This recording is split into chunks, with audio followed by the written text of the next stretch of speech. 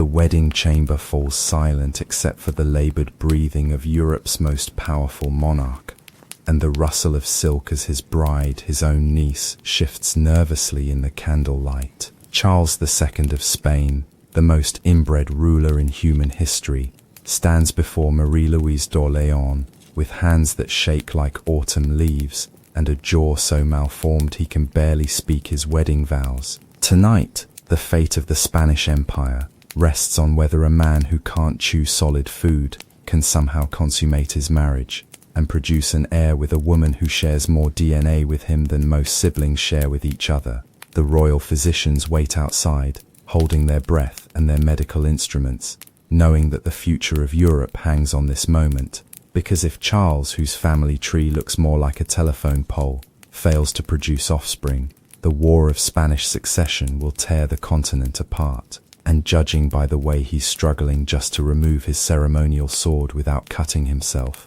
the prospects aren't looking particularly promising.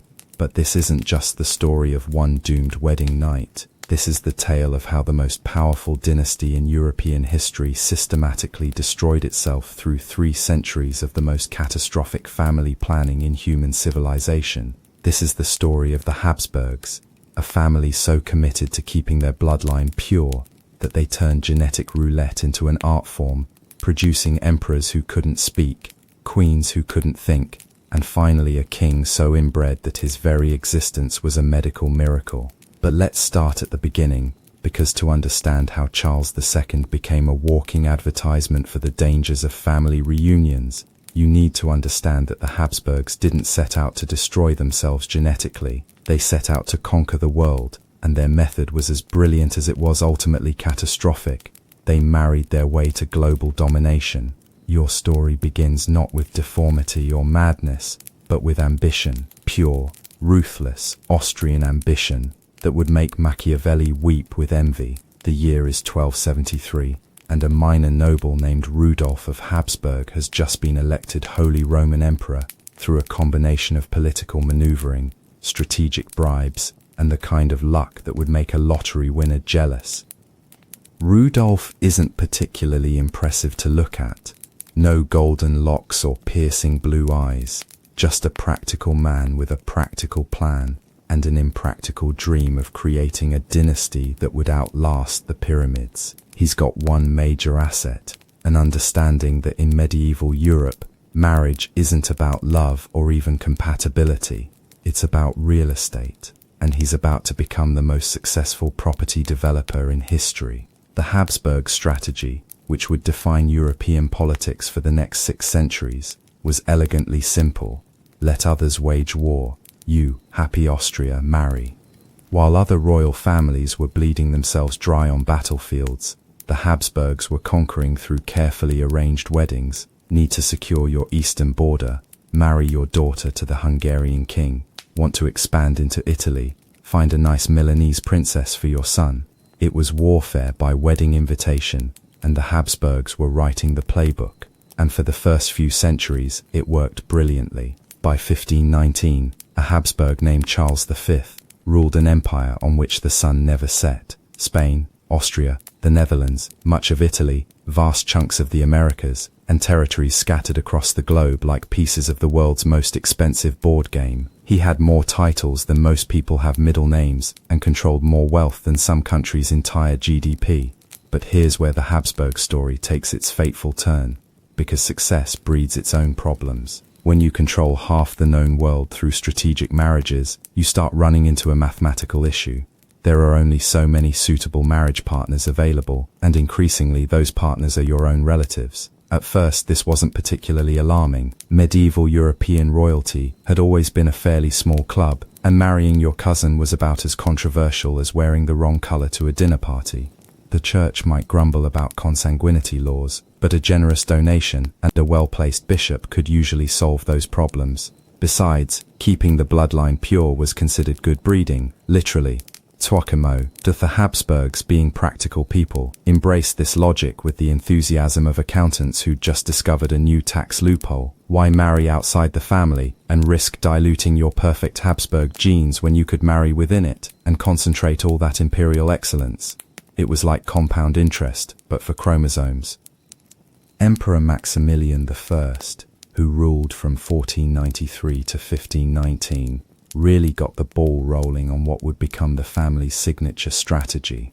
He arranged marriages with the precision of a military campaign, weaving a web of alliances that stretched from Portugal to Poland. His grandson Charles V inherited territories from both his Habsburg father and his Castilian mother, creating the first truly global empire in human history. But Maximilian also established another Habsburg tradition, marrying close relatives. His son Philip married Joanna of Castile, who was his second cousin. Their son Charles V married his first cousin Isabella of Portugal. The family tree was beginning to look less like a tree and more like a wreath, with branches looping back on themselves in ways that would make a genealogist dizzy. The Spanish branch of the family, established when Charles V's son Philip II inherited Spain and its American colonies, took this strategy to its logical extreme. Philip II married 4 times and managed to marry his own niece, his cousin, his sister-in-law, and a woman who was simultaneously his cousin and his step-grandmother. It was like playing 6 degrees of separation, except all the degrees led back to the same gene pool. But the real architects of genetic disaster were Philip II's successors, who turned inbreeding from a diplomatic strategy into a religious calling. They genuinely believed that Habsburg blood was divinely blessed, that mixing it with inferior genetic material was tantamount to sacrilege. They weren't just preserving their dynasty, they were protecting God's chosen bloodline from contamination. Philip III, who ruled Spain from 1598 to 1621, married his first cousin Margaret of Austria. Their son Philip IV married his first cousin Elizabeth of France, then after her death, married his 14-year-old niece Mariana of Austria.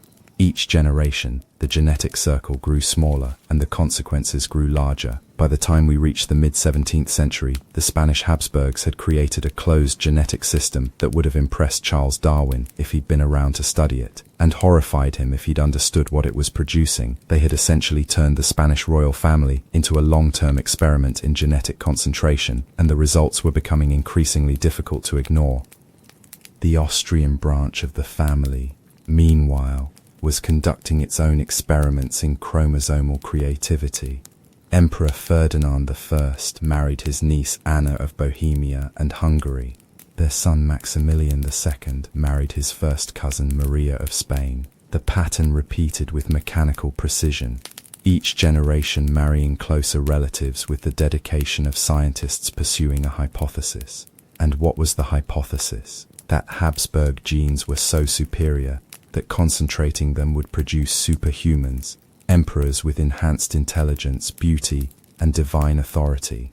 It was genetics meets theology, with a dash of medieval magical thinking thrown in for good measure. The reality, as anyone with a basic understanding of biology could have predicted, was somewhat different. The first warning signs appeared in the late 16th century, but they were subtle enough to be dismissed as individual quirks rather than systemic problems. A Habsburg child here and there might be born with slightly unusual features, a protruding lower jaw perhaps, or ears that stuck out at odd angles. But these were minor cosmetic issues, easily overlooked in an age when infant mortality was high, and any child who survived to adulthood was considered a success. The famous Habsburg jaw, or mandibular prognathism, began appearing with increasing frequency in family portraits from this period. It started as a slight protrusion of the lower jaw, giving Habsburg faces a distinctive profile that court painters learned to flatter or minimize depending on their patron's sensitivity. But with each generation, the jaw became more pronounced, more difficult to disguise, and more functionally problematic. By the early 17th century, some Habsburg children were being born with jaws so severely deformed that they had difficulty eating, speaking, or even breathing properly. The family's distinctive facial features, once considered a mark of noble breeding, were becoming a medical concern that required careful management and creative solutions. Court physicians, bound by both professional discretion and personal survival instincts, learned to describe these conditions in the most diplomatic terms possible. A prince who couldn't close his mouth properly suffered from a noble bearing of the jaw. A princess whose tongue protruded constantly was blessed with expressive features. An emperor who drooled continuously, was noted for his abundant vital humors.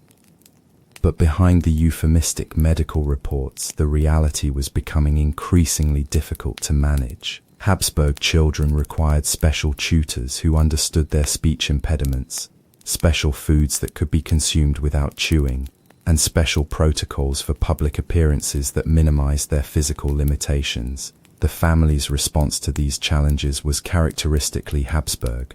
They doubled down on their breeding strategy.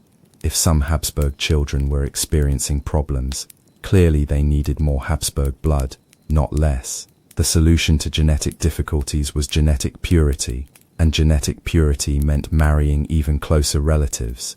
This logic led to increasingly creative interpretations of available marriage partners. Uncle-niece marriages became routine.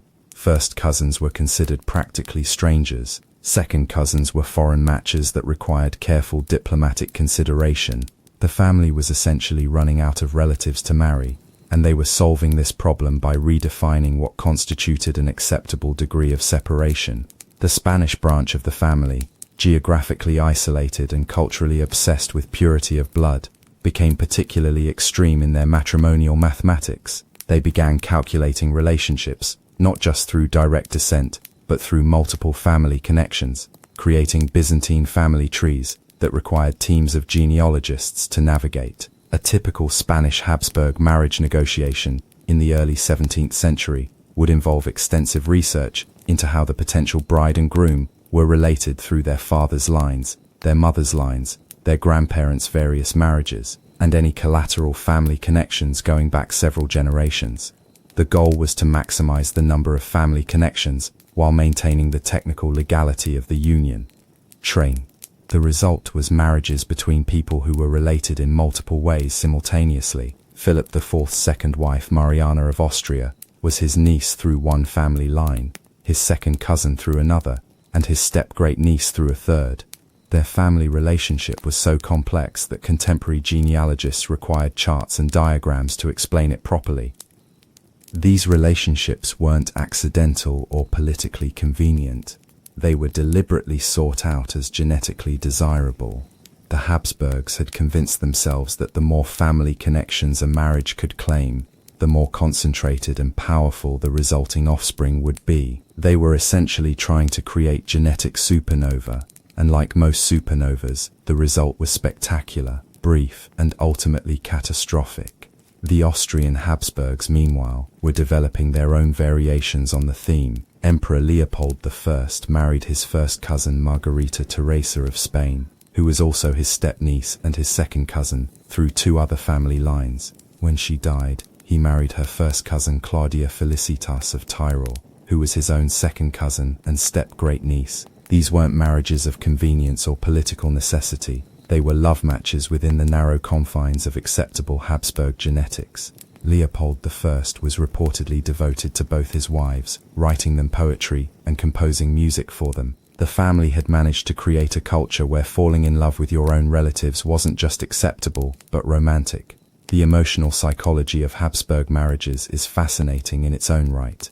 These weren't arranged marriages between strangers forced together for political reasons. These were relationships between people who had grown up together, who shared family memories and inside jokes, who understood each other's quirks and limitations because they'd been shaped by the same genetic and cultural influences. In many ways, Habsburg marriages were the ultimate expression of family intimacy. Spouses who were simultaneously lovers, cousins, political allies, and genetic experiments. They shared not just beds and thrones but DNA sequences, family histories, and often physical characteristics that made them look more like siblings than traditional married couples. But this emotional intimacy came with increasingly visible costs. Habsburg children from these ultra-close marriages weren't just inheriting their parents' political positions and personal wealth, they were inheriting concentrated doses of every genetic quirk, medical condition, and physical abnormality that had been accumulating in the family bloodline for generations. The Spanish branch of the family, by the mid-17th century, was producing children who were medical puzzles wrapped in royal robes. Philip IV and Mariana of Austria had several children, but only one son survived to adulthood, the future Charles II.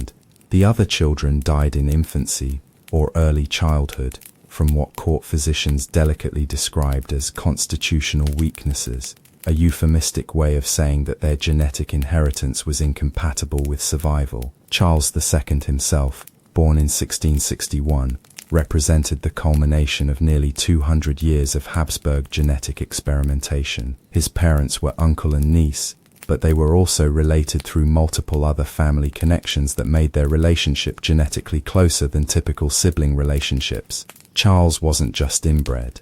He was the product of what geneticists would later calculate as one of the most genetically concentrated pairings in recorded human history. The mathematical analysis of Charles II's family tree, conducted by modern geneticists using computer modeling, reveals the full scope of the Habsburg genetic experiment. His inbreeding coefficient, a measure of how genetically similar his parents were, was higher than what would be expected from a brother-sister mating. In genetic terms, Charles II was more inbred than the offspring of siblings would typically be.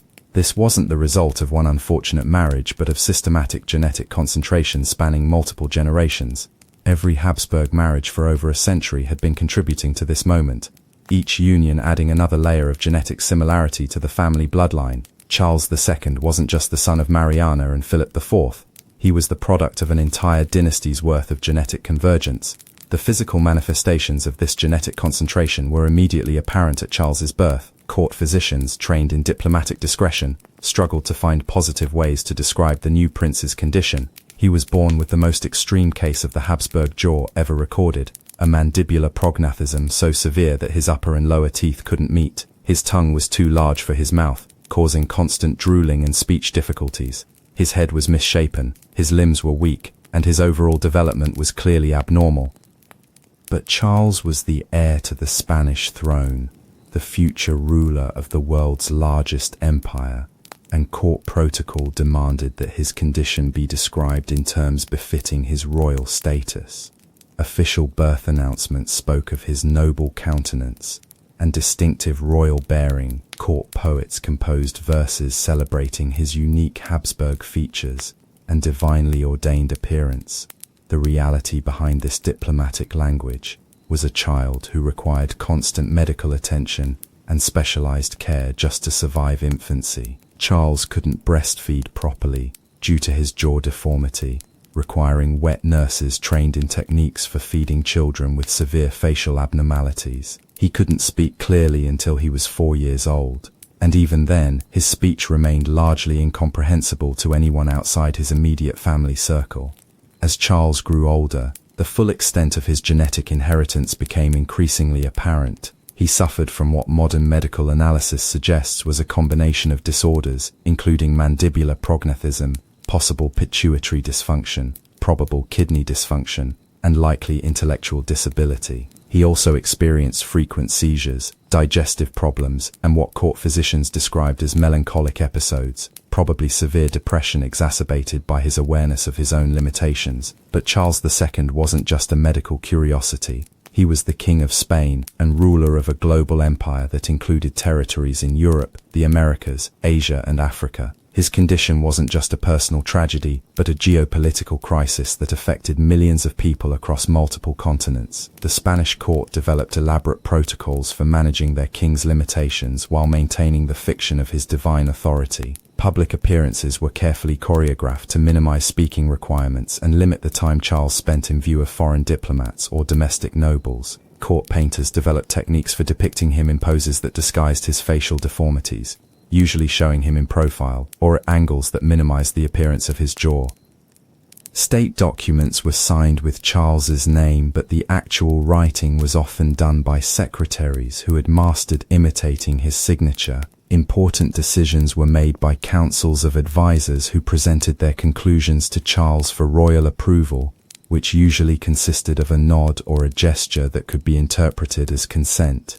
The challenge of presenting Charles as a competent ruler to foreign courts required diplomatic creativity that bordered on the theatrical. When important visitors came to Madrid, audiences were arranged in dimly lit rooms where Charles could sit behind screens, or in positions where his condition would be less obvious. Translators were employed not just for language barriers but to interpret Charles's speech for people who couldn't understand his pronunciation. But the most pressing concern surrounding Charles II wasn't his ability to rule, it was his ability to reproduce. The Spanish Habsburg line depended entirely on his capacity to produce an heir, and this capacity was seriously in doubt given his physical condition and the genetic factors that had created it. Charles was married twice in attempts to secure the succession. His first wife, Marie-Louise d'Orléans, was chosen partially because she was young, healthy, and from a different genetic background that might compensate for Charles's inherited problems. She was also, unfortunately, his first cousin through multiple family connections, because even in their desperation to find genetically suitable partners, the Habsburgs couldn't quite break their addiction to family marriages. The marriage of Charles and Marie-Louise was a diplomatic success, but a genetic disaster. Despite years of trying and the attention of the best physicians in Europe, they produced no children. Court doctors tried every remedy available in 17th century medicine, from special diets to bloodletting, to prayers and religious relics. They consulted with medical experts from across Europe, bringing in specialists in reproductive health, herbalists, and even practitioners of what would now be considered alternative medicine. The failure to produce an heir wasn't entirely surprising to modern medical analysis. Charles's physical condition, combined with the genetic factors that had created it, made successful reproduction extremely unlikely. His severe inbreeding had probably affected his fertility along with his other bodily functions, and the concentrated genetic load he carried would have made any potential offspring extremely vulnerable to genetic disorders. After Marie-Louise died in 1689, Charles married again, this time to Maria Anna of Neuburg, who was selected specifically for her reputation for fertility and her relatively distant genetic relationship to the Spanish Habsburgs. But this marriage, too, failed to produce children, confirming what court physicians had begun to suspect. The Spanish Habsburg line was genetically exhausted. The childlessness of Charles II created a succession crisis that had been building for decades. The Spanish Empire was the largest and wealthiest in the world, controlling territories and trade routes that generated enormous revenues and strategic advantages. The question of who would inherit this empire when Charles died was the most important geopolitical issue of the late 17th century. Every major European power had claims, interests, and opinions about the Spanish succession. France claimed rights through marriages between French princesses and Spanish kings. Austria claimed rights as the senior branch of the Habsburg family. England and the Netherlands wanted to prevent either France or Austria from becoming too powerful by inheriting Spain's territories. The Holy Roman Empire, Portugal, and various Italian states all had their own perspectives on how Spanish territories should be divided. But the real tragedy of the Spanish succession crisis wasn't political, it was human. Charles II, the last of his line, was acutely aware that his inability to produce children meant the end of a dynasty that had ruled Spain for nearly 200 years. He spent his final years in a state of deep depression, exacerbated by physical pain and the knowledge that his death would trigger a continental war. Court records from Charles's final decade describe a man haunted by his own mortality and his dynasty's failure. He was frequently ill, suffering from the various conditions that his genetic inheritance had bequeathed him. He experienced periods of mental confusion, physical weakness, and what contemporary observers described as profound melancholy. The king's condition became so precarious that the Spanish court began making contingency plans for his death years before it actually occurred. Diplomatic negotiations over the succession began while Charles was still alive, with various European powers jockeying for position and making claims based on their own genealogical calculations and political interests. Charles himself tried to influence the succession through his will, which went through multiple revisions as he attempted to balance his family loyalties, his responsibilities as a Spanish king, and his understanding of European geopolitics. His final testament, signed shortly before his death, left the entire Spanish Empire to Philip of Anjou, the grandson of Louis XIV of France, in an attempt to keep the Spanish territories united under a single ruler. This decision, while well-intentioned, guaranteed exactly the kind of continental conflict that everyone had been trying to avoid. The War of Spanish Succession, which began immediately after Charles's death in 1700, lasted for over a decade and involved virtually every major European power. It was fought on battlefields from Flanders to Italy to Spain itself, with naval battles in the Mediterranean and colonial conflicts in the Americas. The war's casualties numbered in the hundreds of thousands. Its economic costs bankrupted several nations, and its political consequences reshaped the balance of power in Europe for the next century. All because a dynasty that had conquered half the world through strategic marriages had ultimately conquered itself through genetic isolation. Charles II died on November 4, 1700, at the age of 38, bringing to an end not just his own life but the Spanish Habsburg dynasty that had begun with Charles V nearly 2 centuries earlier. His death was mourned with the elaborate ceremonial that befitted a king, but it was also celebrated by those who saw it as the end of a genetic and political aberration that had run its course. The autopsy performed on Charles II, while conducted with the primitive medical knowledge of the early 18th century, provided a glimpse into the physical toll that centuries of inbreeding had taken on the Habsburg bloodline. Court physicians reported finding abnormalities in virtually every organ system, describing a body that had somehow managed to function despite carrying genetic burdens that should have been incompatible with life. Modern genetic analysis of the Habsburg family tree, using computer modeling and population genetics principles, has confirmed what 17th century observers could only suspect. The Spanish Habsburgs had created a genetic dead end through their marriage practices. Charles II's inbreeding coefficient was higher than what modern geneticists typically see in laboratory animal breeding programs designed to produce genetically uniform populations. But the Habsburg story doesn't end with Charles II's death and the extinction of the Spanish line. The Austrian branch of the family, while also heavily inbred, had managed to maintain somewhat more genetic diversity through occasional marriages with less closely related partners. They continued ruling the Holy Roman Empire, and later the Austro-Hungarian Empire, until the end of World War I. However, the Austrian Habsburgs learned few lessons from their Spanish cousins' genetic catastrophe. Throughout the 18th and 19th centuries, they continued practicing close intermarriage, though generally not quite as extreme as the Spanish branch had managed. They still preferred marriages within the extended Habsburg family network, still believed in the superiority of their bloodline, and still produced children with the characteristic Habsburg features that had become synonymous with their dynasty. Emperor Leopold II, who ruled Austria from 1790 to 1792, married his first cousin Maria Luisa of Spain and produced 16 children, many of whom showed signs of the genetic issues that had plagued their Spanish relatives. Several died in childhood, others suffered from physical deformities or intellectual disabilities, and the family continued to struggle with fertility problems and shortened lifespans. The pattern continued into the 19th century, with Emperor Franz Joseph I, whose marriage to his first cousin Elizabeth of Bavaria produced 4 children, only one of whom survived to adulthood and produced heirs. The family's genetic problems were exacerbated by their increasing isolation from other European royal families, who had begun to view Habsburg marriages as undesirable, due to the dynasty's reputation for producing genetically compromised offspring. But perhaps the most poignant example of later Habsburg genetic consequences can be seen in the story of Crown Prince Rudolf, Franz Joseph's only son and heir to the Austro-Hungarian throne.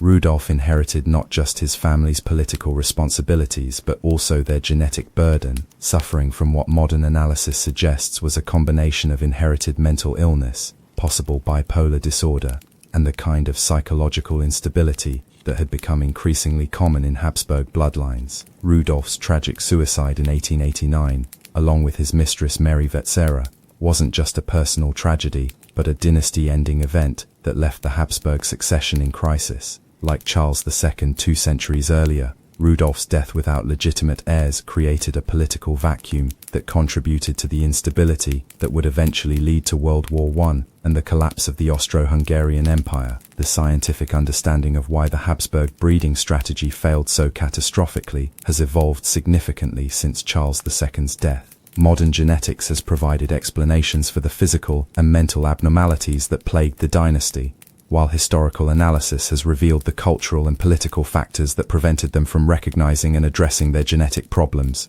The concept of inbreeding depression, the reduction in fitness and viability that results from mating between closely related individuals, explains why Habsburg children increasingly suffered from physical deformities, mental disabilities, shortened lifespans, and fertility problems. When parents share large portions of their genetic material, their offspring are more likely to inherit 2 copies of harmful recessive genes, leading to the expression of genetic disorders that would normally be masked by genetic diversity.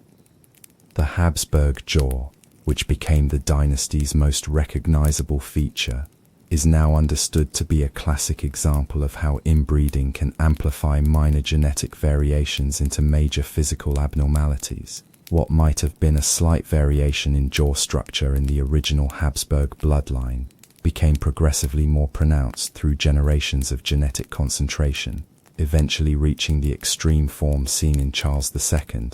But the Habsburgs' genetic problems weren't limited to visible physical abnormalities. Modern analysis suggests that the family also suffered from increased rates of mental illness, learning disabilities, immune system deficiencies, and various metabolic disorders that would have significantly impacted their quality of life and ability to function as rulers. The psychological impact of being born into such a genetically compromised bloodline can't be underestimated. Habsburg children grew up knowing that they were different from other people, that their physical appearance marked them as members of a particular family, and that their future spouses would likely be chosen from the same small pool of genetically similar relatives that had produced them. This created a culture of genetic fatalism within the Habsburg family, where physical and mental abnormalities were accepted as the price of maintaining their divine bloodline. Children who couldn't speak properly, walk normally, or think clearly weren't seen as disabled but as carrying the sacred burden of Habsburg genetics in particularly concentrated form. The family's response to their genetic crisis reveals fascinating insights into how cultural beliefs can override scientific evidence even when that evidence is literally staring you in the face. The Habsburgs had access to the best medical knowledge of their time. They could see the progressive deterioration of their bloodline, and they understood that their marriage practices were connected to their health problems. Yet they continued their inbreeding strategy right up until the genetic load became so concentrated that reproduction became impossible. This wasn't ignorance or lack of available information. It was a conscious choice to prioritize cultural and political beliefs over biological reality. The Habsburg case study has become a cornerstone of modern genetic education, used to illustrate the dangers of population bottlenecks, the importance of genetic diversity, and the consequences of ignoring basic principles of heredity. Their family tree appears in genetics textbooks worldwide as an example of how even the most powerful and wealthy families can't escape the fundamental biological laws that govern human reproduction. But the Habsburg story also provides insights into the intersection of genetics and power, showing how genetic disorders can influence political history, and how political systems can amplify or minimize the impact of hereditary conditions. The Spanish succession crisis and the eventual collapse of the Austro-Hungarian Empire weren't just political events, they were genetic consequences playing out on a continental scale. The dynasty's influence on European culture extended far beyond politics and genetics. Habsburg patronage supported some of the greatest artists, musicians, and architects in European history. The family's courts became centers of learning and cultural development, attracting scholars and creators from across the continent. This cultural legacy creates an interesting paradox: a genetically failing dynasty that nonetheless produced some of Europe's most magnificent artistic and intellectual achievements. The same family that was slowly destroying itself through inbreeding was also funding the construction of Baroque palaces, commissioning symphonies and operas, and supporting scientific research that advanced human knowledge. The architectural legacy of the Habsburgs, from the Hofburg Palace in Vienna to the Escorial in Spain, represents some of the finest examples of European royal architecture. These buildings, constructed during the height of Habsburg power, stand as monuments to a dynasty's ambition and wealth, but they also serve as reminders of how genetic decline can coexist with cultural flowering. Habsburg court music, particularly the works commissioned during the reign of Leopold I, who was himself a composer, contributed significantly to the development of Baroque and classical musical traditions. The family's support for composers like Fuchs, Koldara, and eventually Mozart helped establish Vienna as one of Europe's great musical capitals. But even these cultural achievements were influenced by the family's genetic decline. Leopold I's compositions, while technically accomplished, often reflected the melancholic temperament that seems to have been common among later Habsburgs. His court ceremonies incorporated music and ritual that emphasized the sacred nature of Habsburg bloodline, even as that bloodline was becoming increasingly problematic. The visual arts under Habsburg patronage developed distinctive characteristics that reflected the family's unique situation. Court painters became expert at creating flattering portraits that minimized physical abnormalities while emphasizing royal dignity and divine authority. The artistic conventions developed for depicting Habsburg rulers, the strategic use of profile views, the emphasis on rich clothing and symbolic objects, the careful positioning of hands to hide deformities, became standard techniques for royal portraiture across Europe. These artistic innovations weren't just aesthetic choices, they were necessary adaptations to the challenge of representing genetically compromised rulers in ways that maintained their political authority. The gap between Habsburg artistic representation and Habsburg physical reality grew wider with each generation, creating a kind of visual mythology that persisted long after the dynasty's genetic collapse. The scientific legacy of the Habsburg case extends beyond genetics into psychology, anthropology, and political science. Their family history has become a case study in how cultural beliefs can override biological realities, how political systems can perpetuate harmful practices, and how even the most privileged families can fall victim to their own success. Modern psychological analysis of Habsburg family dynamics reveals patterns of codependency, genetic fatalism, and cultural isolation that contributed to their eventual downfall.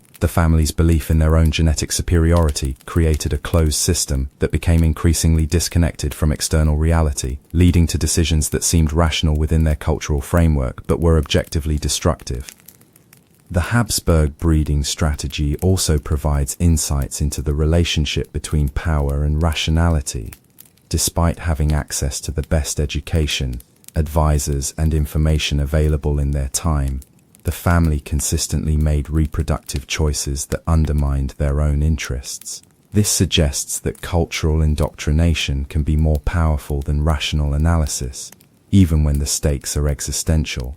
The political consequences of the Habsburg genetic crisis extended far beyond the family itself, influencing the development of modern European state systems, international law, and diplomatic practices. The wars fought over Habsburg successions helped establish principles of international relations that persist today, while the dynasty's eventual collapse contributed to the rise of modern nationalism and democratic movements.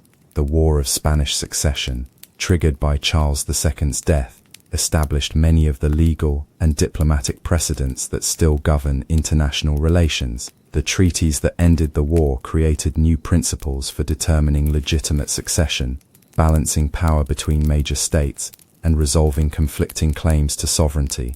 These diplomatic innovations were direct responses to the chaos created by Habsburg genetic failure. The international community developed new tools for managing succession crises, specifically because the Habsburg example had shown how genetic problems in one royal family could destabilize entire continents. The economic impact of Habsburg decline was equally significant. The Spanish Empire's gradual weakening throughout the 17th century, culminating in Charles II's reign, shifted global trade patterns and allowed other European powers to establish their own colonial empires. The genetic collapse of the Spanish Habsburgs contributed to Spain's transformation from Europe's dominant power to a secondary player in international affairs. This economic decline wasn't just about political leadership.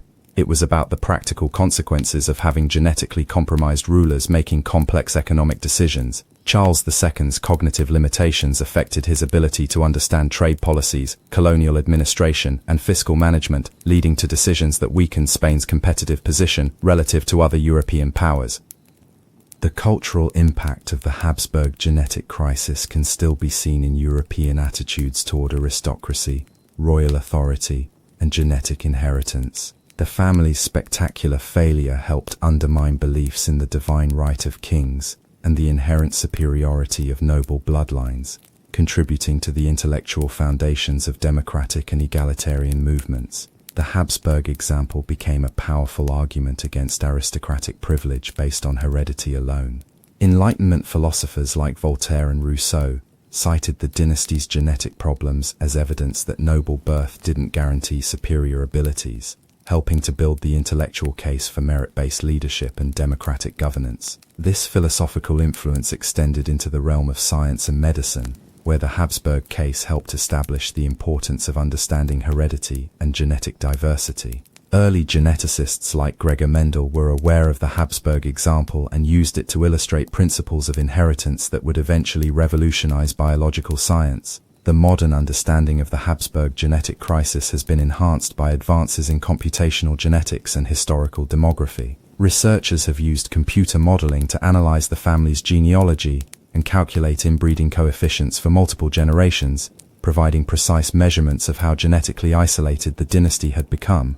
These studies have confirmed that Charles II was indeed the most inbred ruler in recorded history, with genetic similarity to his parents that exceeded what would be expected from sibling mating, but they've also revealed that the Spanish Habsburg genetic crisis had been building for generations, with each marriage contributing to an accumulating genetic load that eventually became incompatible with survival. The research has also identified specific genetic disorders that likely affected various Habsburg rulers, from mandibular prognathism to probable pituitary dysfunction to various forms of intellectual disability. While definitive medical diagnoses aren't possible for historical figures, the pattern of symptoms recorded in court documents matches known genetic syndromes associated with severe inbreeding. Perhaps most significantly, modern genetic analysis has revealed how close the Habsburg dynasty came to complete genetic failure even before Charles II. Several earlier generations produced children with genetic loads that should have been fatal,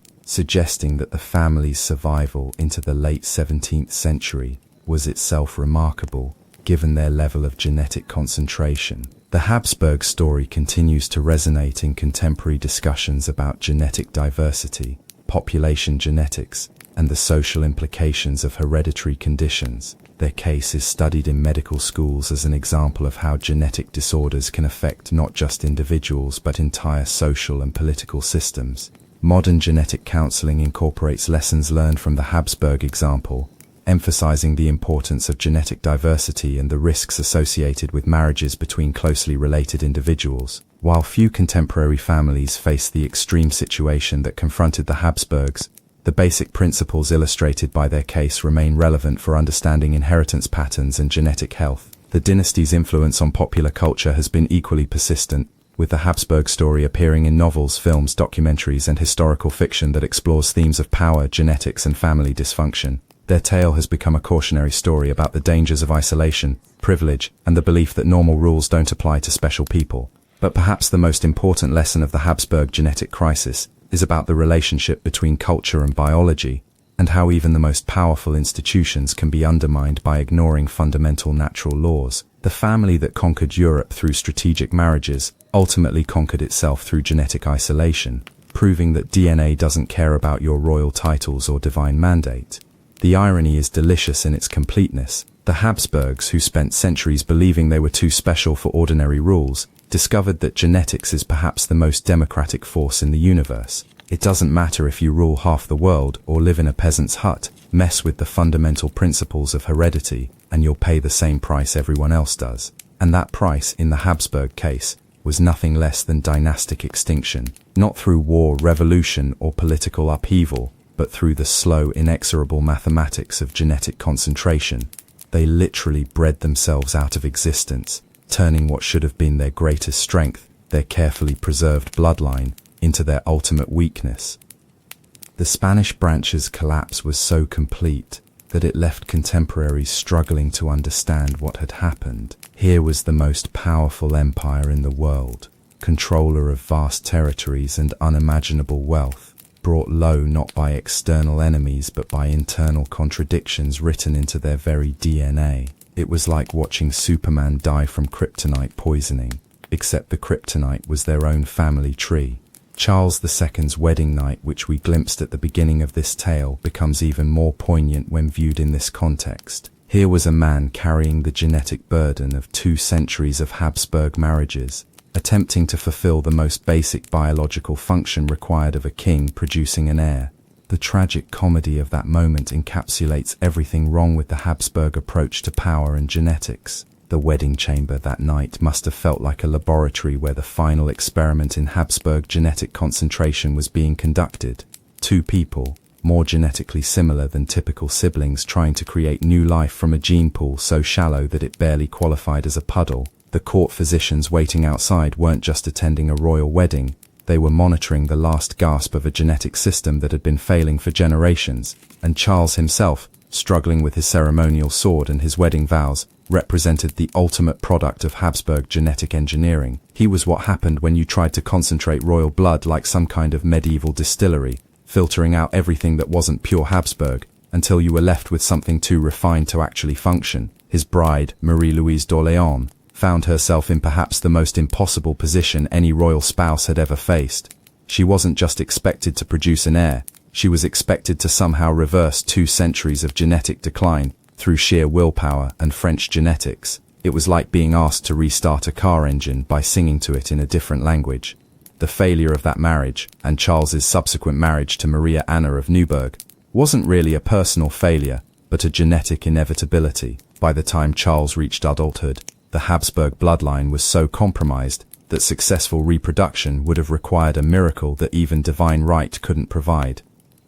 But the Austrian Habsburgs, watching their Spanish cousins stumble toward genetic oblivion, somehow convinced themselves that they were different, that their branch of the family tree was healthier, that they could continue the inbreeding strategy without suffering the same consequences. It was like watching someone die from drinking poison and concluding that you just needed to use a different brand of poison.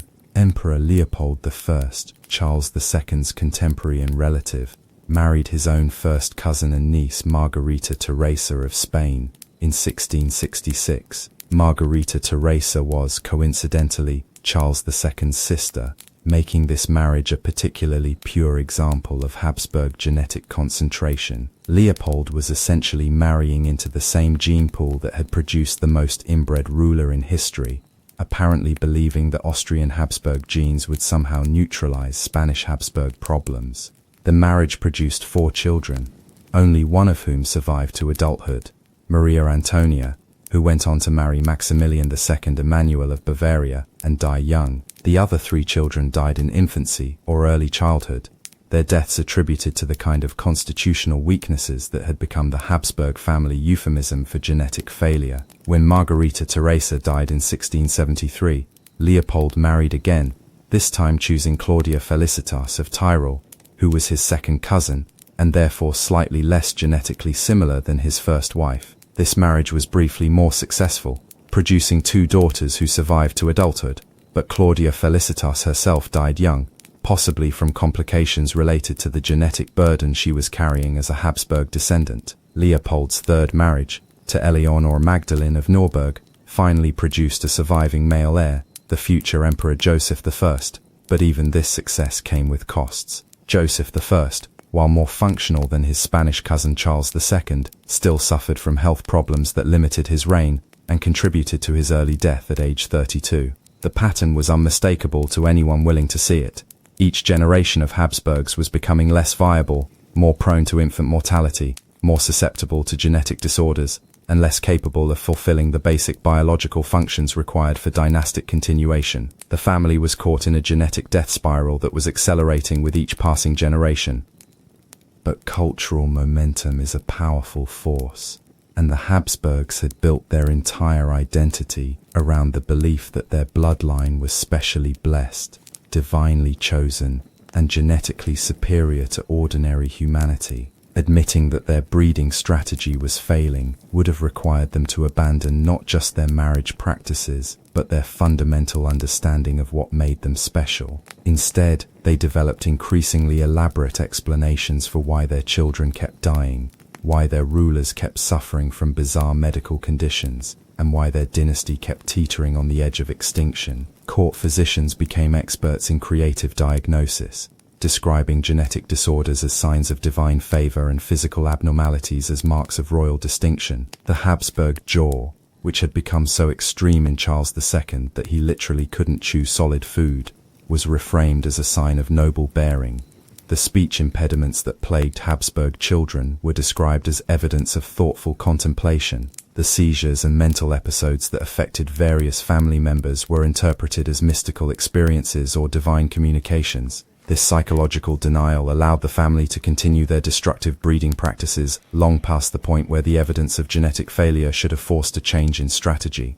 They had created a closed system of beliefs that was immune to external evidence and resistant to rational analysis. The Spanish Habsburg court during Charles II's reign developed protocols that bordered on the surreal in their attempts to maintain the fiction of royal competence while managing the reality of genetic collapse. State ceremonies were choreographed like theatrical productions, with Charles playing the role of king while a supporting cast of advisors, physicians, and courtiers worked to create the illusion of effective governance. Foreign diplomats visiting the Spanish court often left with reports that read like medical case studies disguised as political intelligence. They described audiences with a king who couldn't speak clearly, couldn't eat in public, and seemed to have difficulty understanding basic concepts of statecraft. Yet these same reports had to maintain the diplomatic fiction that Charles was a legitimate ruler worthy of international respect.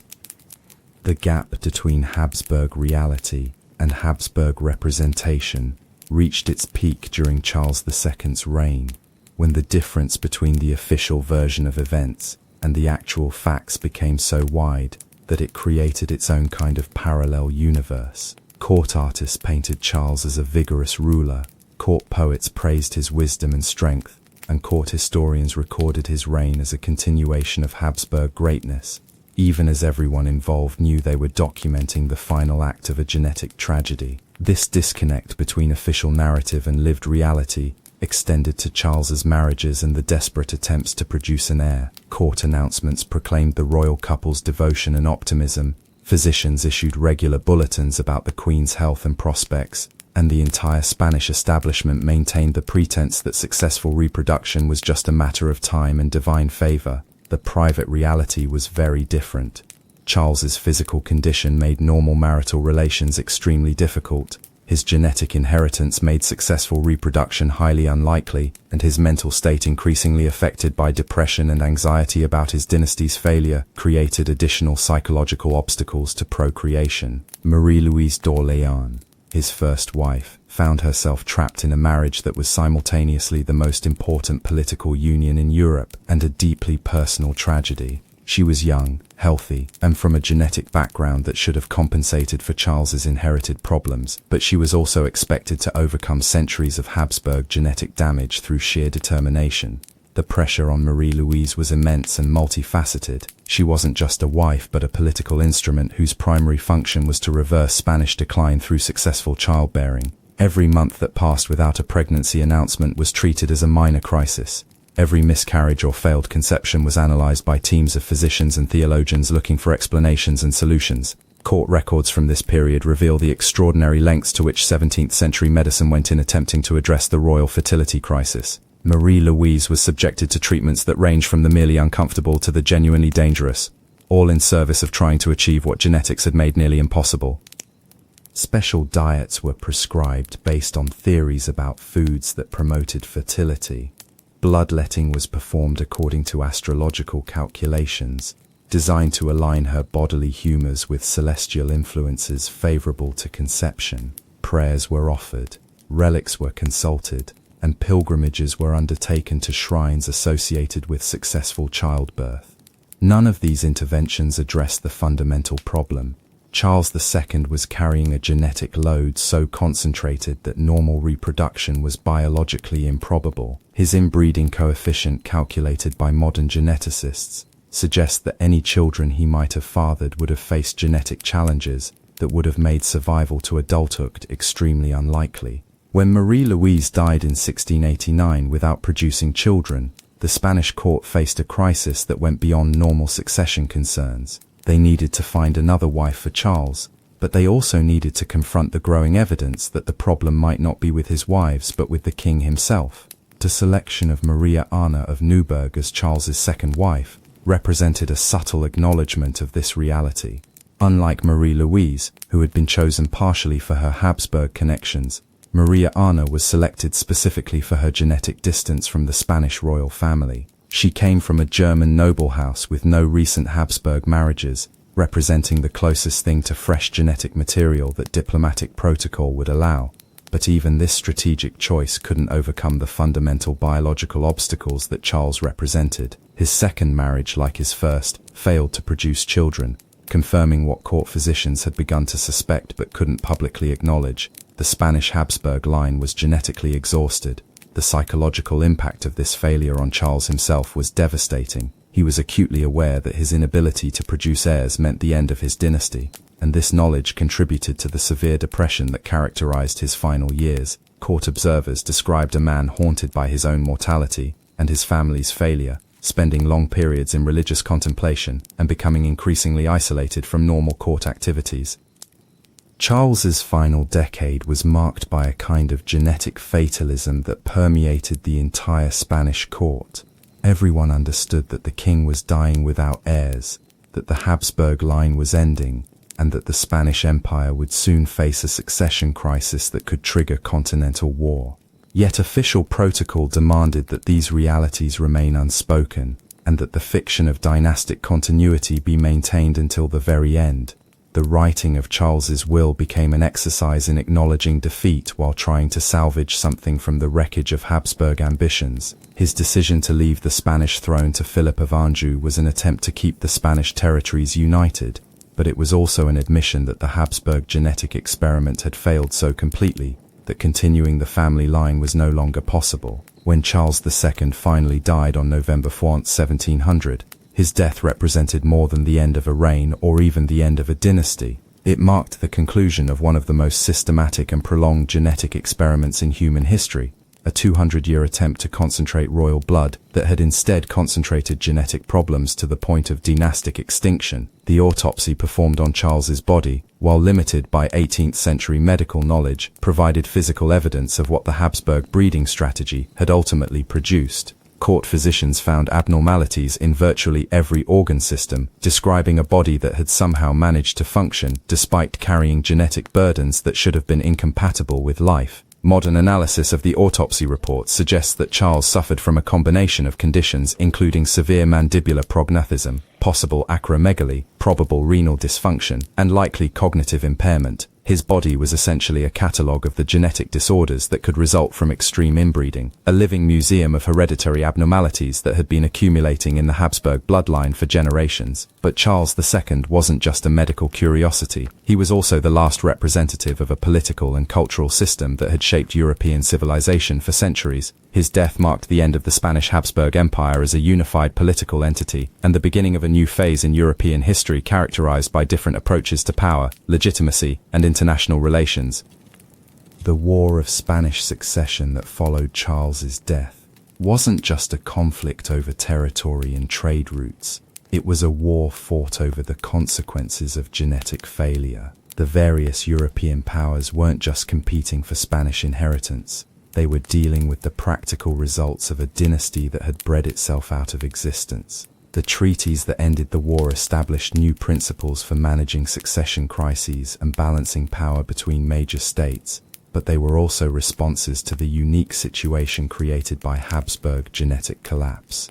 The international community had to develop new diplomatic tools specifically because the traditional mechanisms for dynastic succession had been undermined by biological failure. Meanwhile, the Austrian branch of the Habsburg family continued ruling the Holy Roman Empire, apparently convinced that they could avoid their Spanish cousin's fate through slightly modified breeding strategies. But the Austrian Habsburgs had learned remarkably little from the Spanish example, continuing to practice close intermarriage and maintaining their belief in the genetic superiority of their bloodline. Emperor Joseph I, Leopold I's son and Charles II's contemporary, married his first cousin Wilhelmina Amalia of Brunswick-Lüneburg and produced daughters who died young or remained childless. When Joseph died in 1711 at age 32, possibly from smallpox but more likely from the accumulated effects of his genetic inheritance, the Austrian succession passed to his brother Charles VI.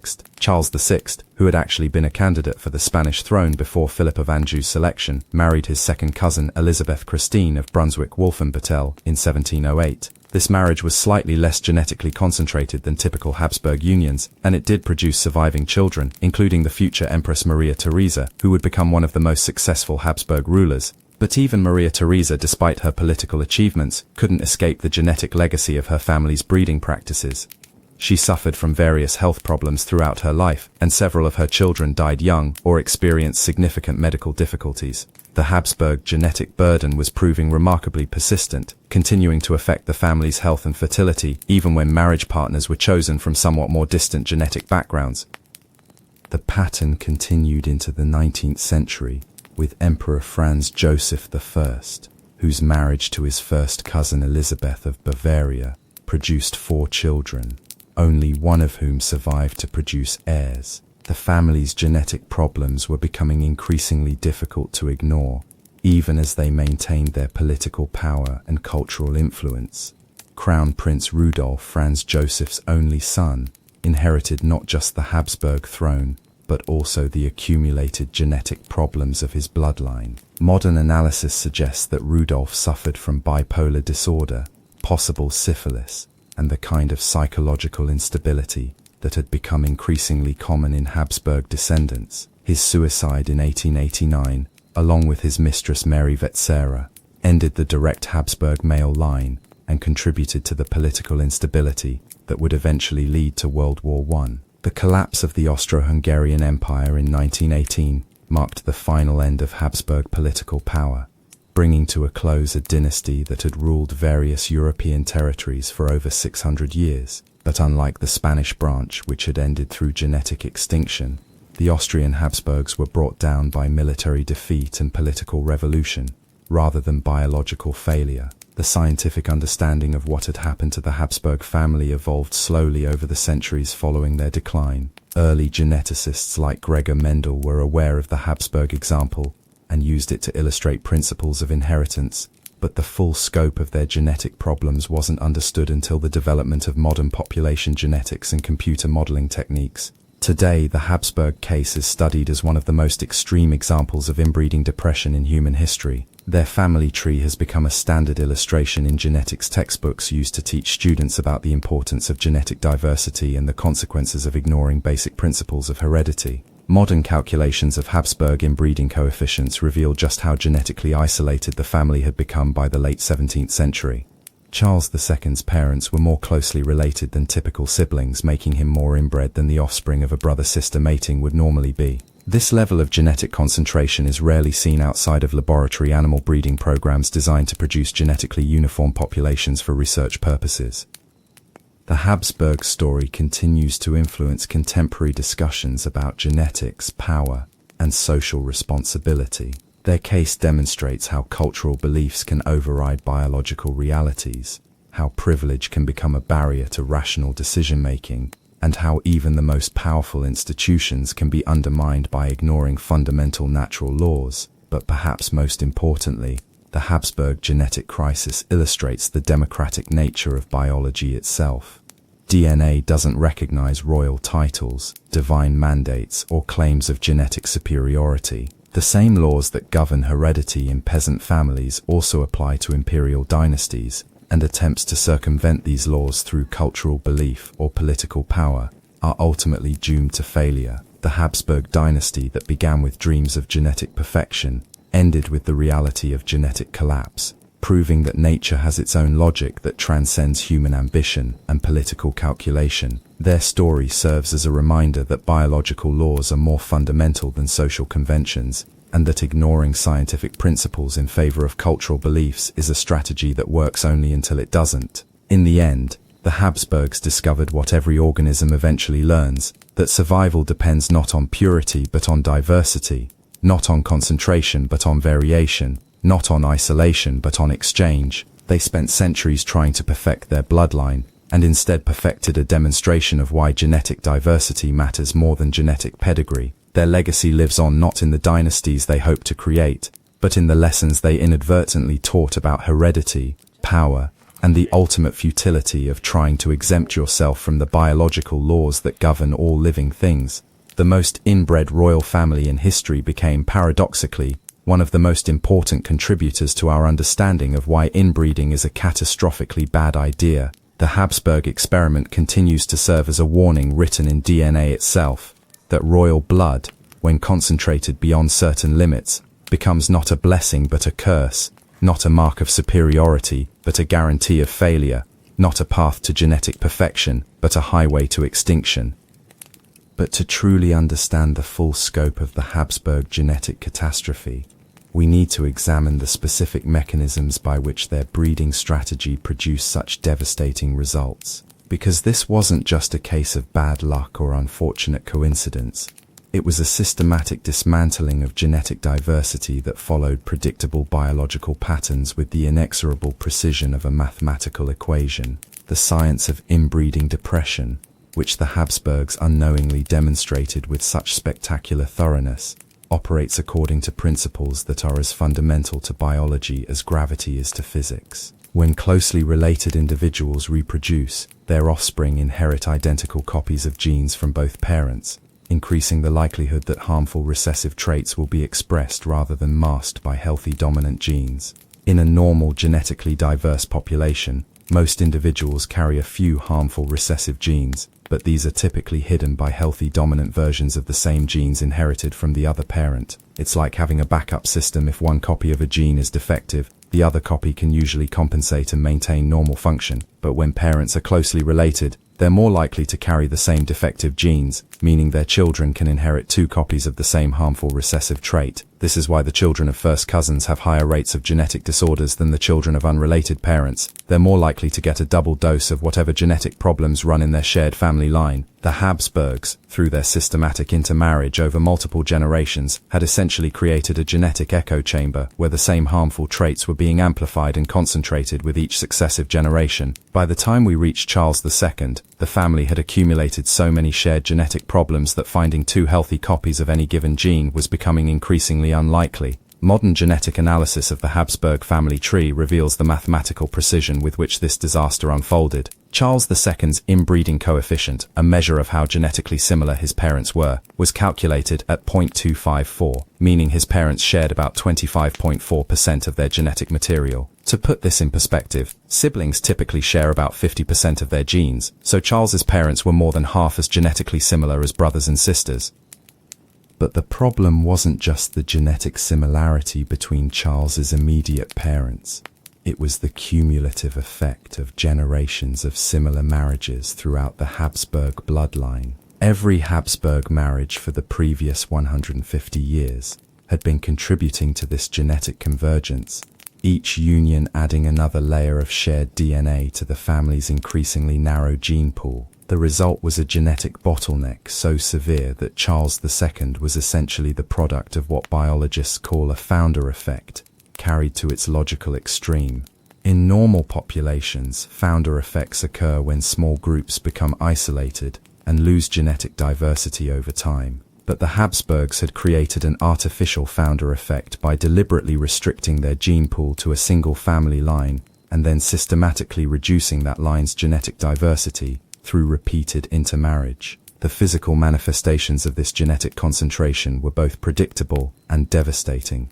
The Habsburg jaw, technically known as mandibular prognathism, represents a textbook example of how inbreeding can amplify minor genetic variations into major physical abnormalities. What probably started as a slight variation in jaw structure in the original Habsburg bloodline became progressively more pronounced through generations of genetic concentration. By the time this trait reached Charles II, it had become so extreme that it affected his ability to perform basic biological functions.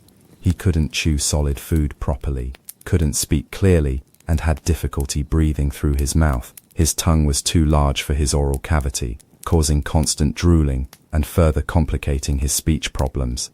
But the Habsburg jaw was just the most visible symptom of a much broader pattern of genetic dysfunction. Court records and contemporary medical accounts describe a wide range of physical and mental abnormalities that affected Habsburg family members with increasing frequency as their inbreeding intensified. Seizure disorders appeared repeatedly in Habsburg children, suggesting the presence of inherited neurological conditions that became more common as the gene pool narrowed. Several Habsburg rulers experienced what contemporary physicians described as falling sickness or sacred disease, terms that almost certainly referred to various forms of epilepsy.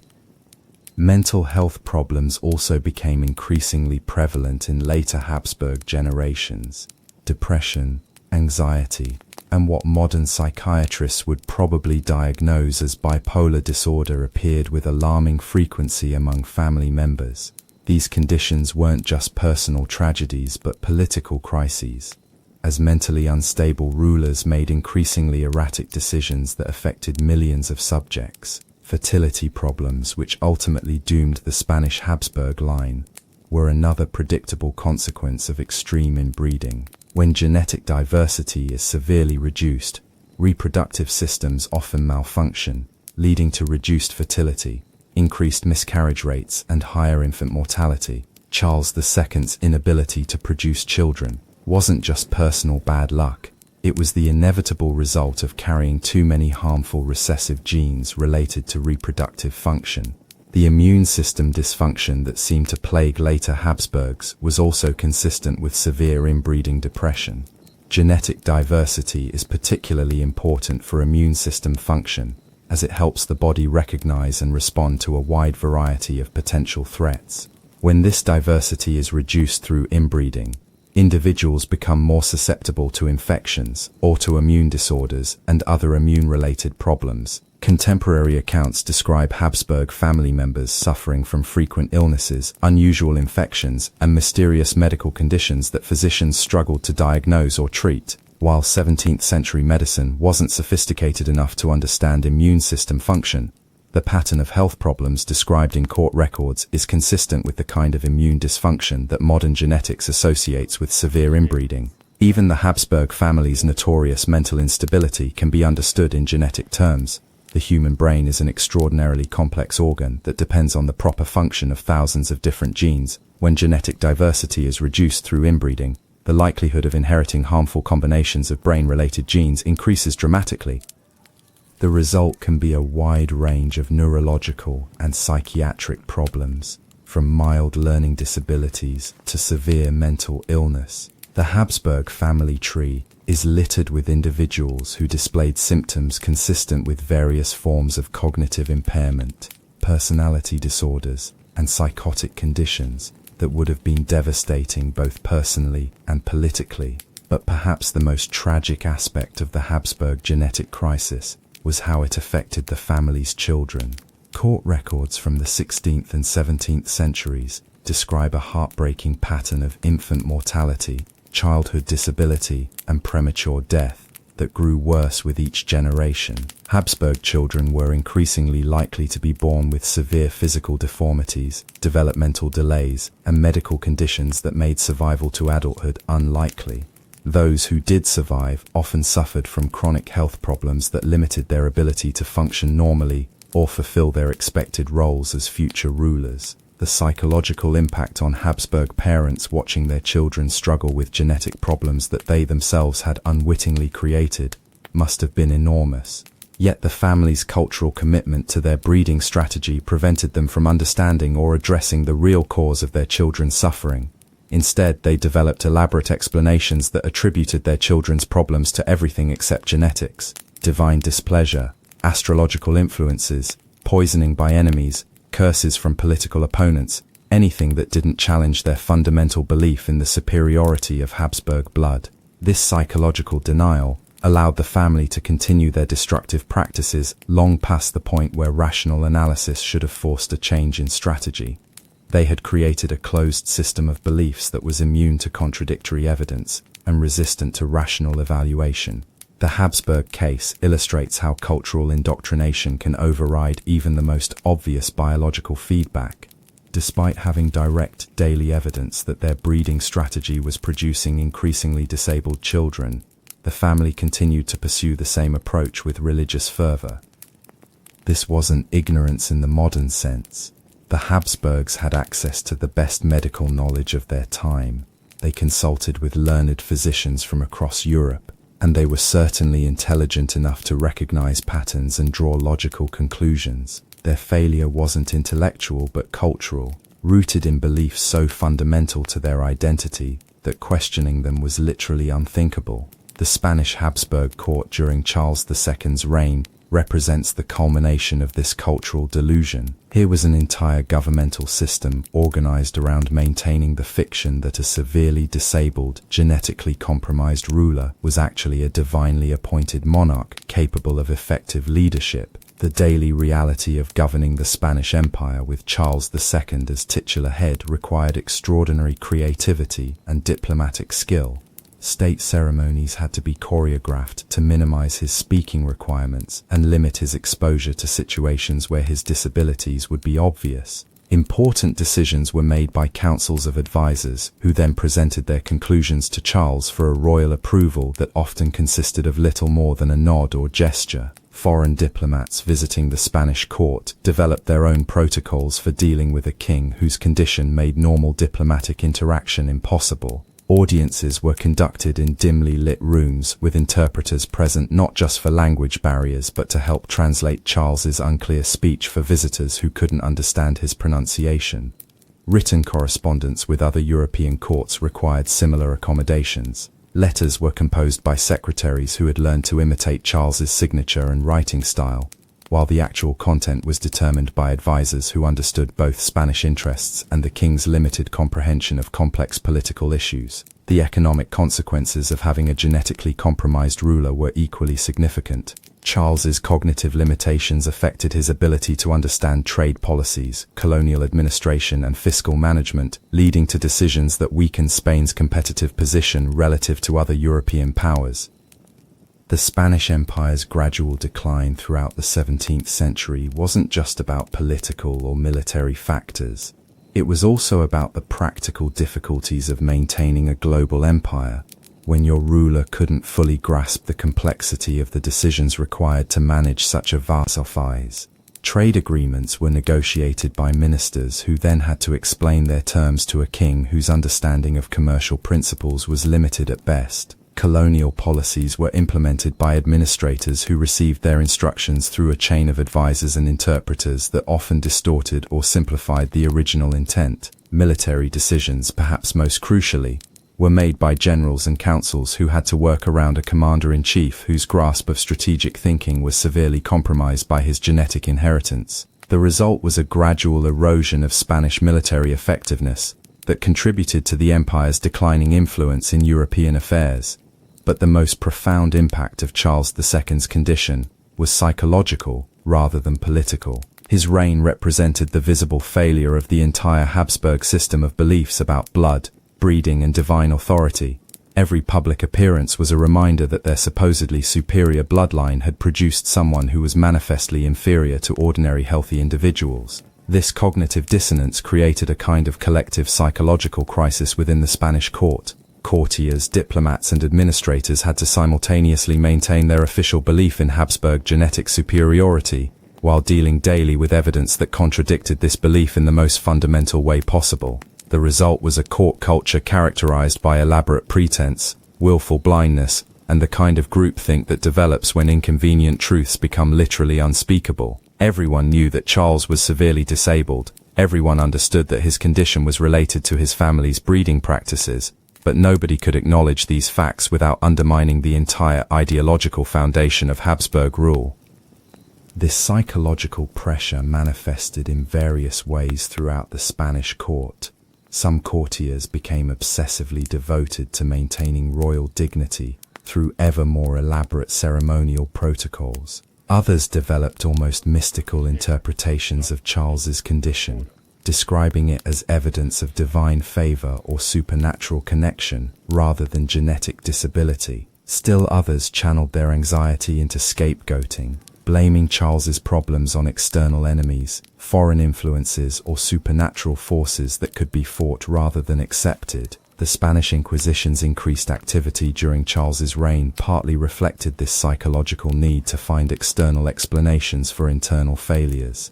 The international implications of Charles II's condition extended far beyond Spain's borders. Every European court was aware of the Spanish king's disabilities, and this knowledge affected diplomatic calculations, military planning, and economic strategies across the continent. France, in particular, recognized that Spanish weakness created opportunities for territorial expansion and political influence that had been unavailable during the reigns of more competent Habsburg rulers. Louis XIV's aggressive foreign policy during the late 17th century was partly enabled by his understanding that Spain could no longer effectively defend its interests or honor its alliances. Other European powers made similar calculations, adjusting their strategies based on their assessment of Spanish capabilities under Charles's leadership. The balance of power that had characterized European politics for over a century began to shift as it became clear that one of the continent's major players was effectively removed from active participation in international affairs. The economic ramifications were equally significant.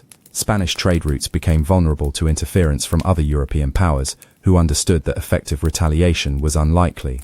Colonial territories began asserting greater independence from Madrid, recognizing that central authority was weak and inconsistent. The famous Spanish treasure fleets, which had been bringing American silver to Europe for over a century, became targets for pirates and foreign navies who calculated that Spanish naval responses would be ineffective or non-existent.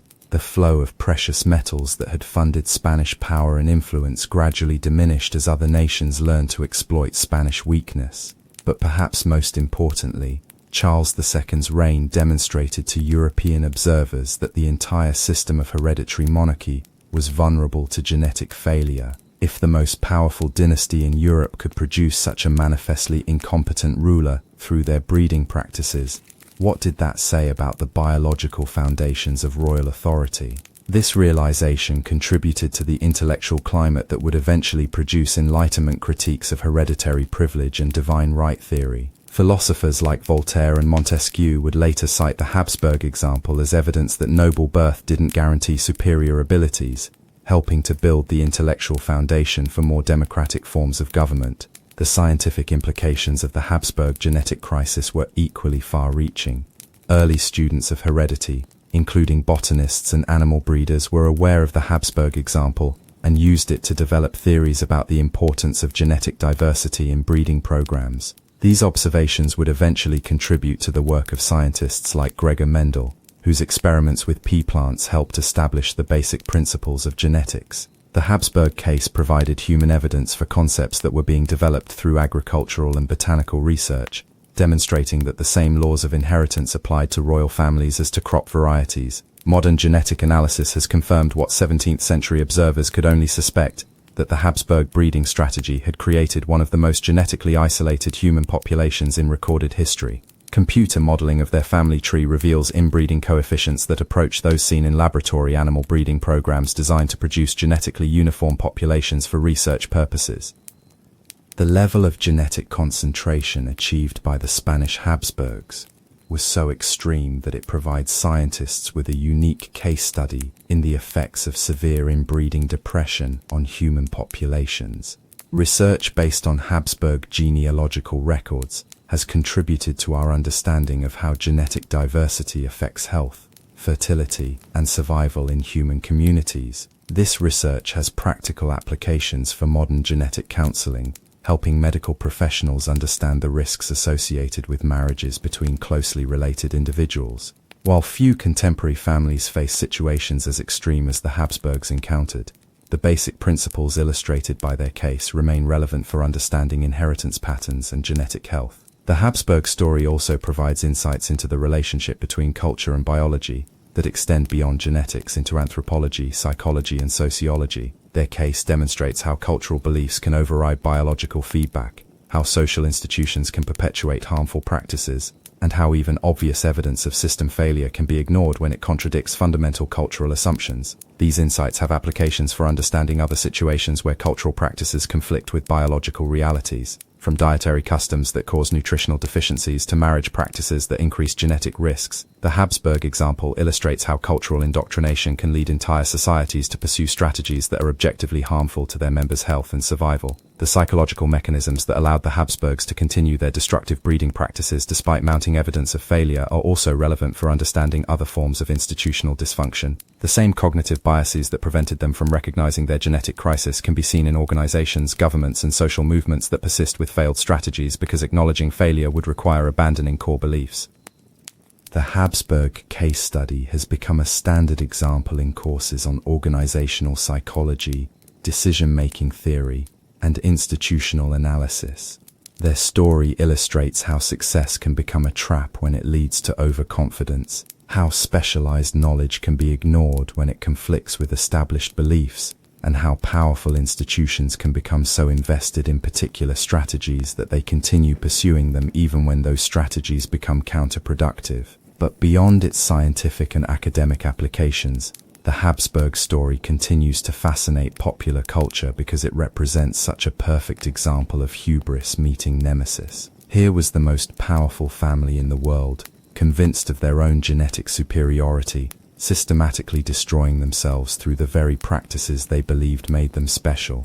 The tragic irony is so complete that it reads like a classical drama, a noble house brought low, not by external enemies but by their own pride, their own beliefs, their own systematic pursuit of what they thought was perfection. The Habsburgs achieved exactly what they set out to achieve, maximum concentration of their bloodline, and discovered too late that maximum concentration meant maximum dysfunction. From Greek tragedies about heroes destroyed by their own strengths to modern stories about technological progress creating new problems, the Habsburg narrative taps into universal concerns about the dangers of pursuing any single goal too obsessively. Their story also speaks to contemporary anxieties about genetic engineering, selective breeding, and other attempts to improve human biology through technological intervention. The Habsburgs represent a cautionary tale about what happens when people become convinced they can improve on natural selection through deliberate genetic manipulation. While modern genetic technologies are far more sophisticated than Habsburg marriage strategies,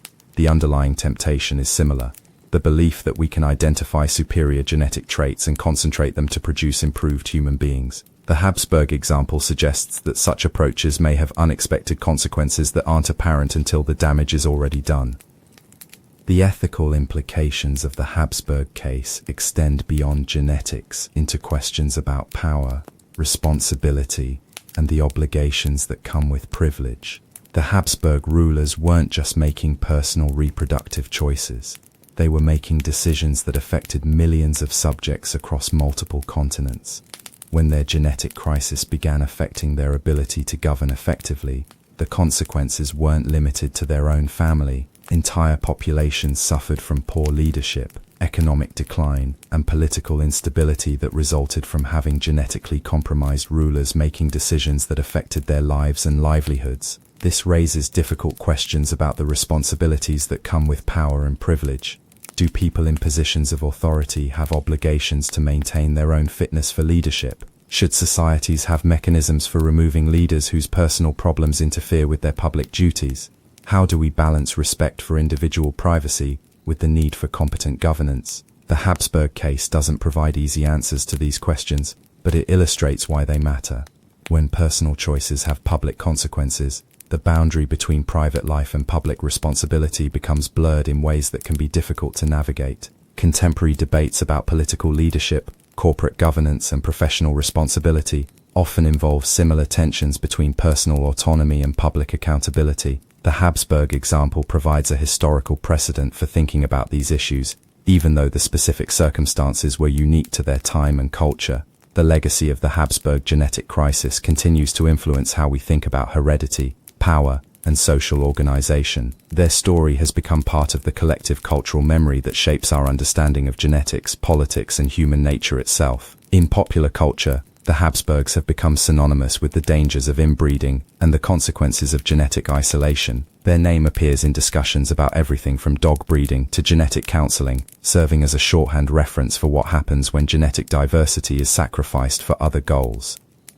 In academic circles, the Habsburg case remains a standard example in courses on genetics, history, political science, and anthropology. Their story illustrates principles and concepts that might otherwise remain abstract, providing concrete examples of how theoretical ideas play out in real human situations.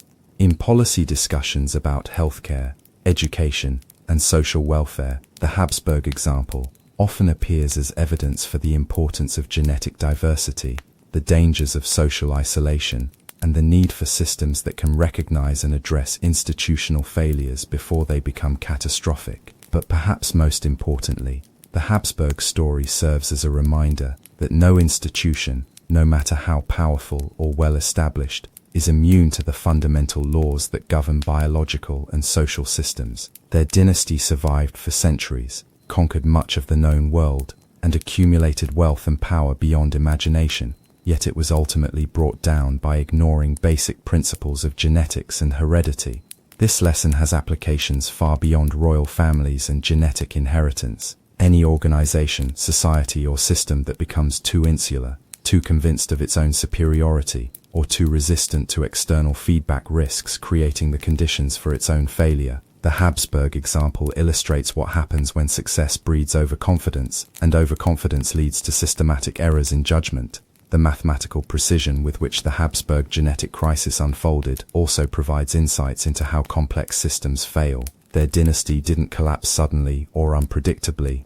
It followed a trajectory that can be traced through multiple generations, with each decision contributing to an eventual outcome that was both inevitable and catastrophic. This pattern of gradual system failure followed by sudden collapse is relevant for understanding everything from ecological disasters to economic crises to organizational breakdowns. The Habsburg example shows how problems can accumulate over long periods before reaching critical thresholds that trigger rapid system failure.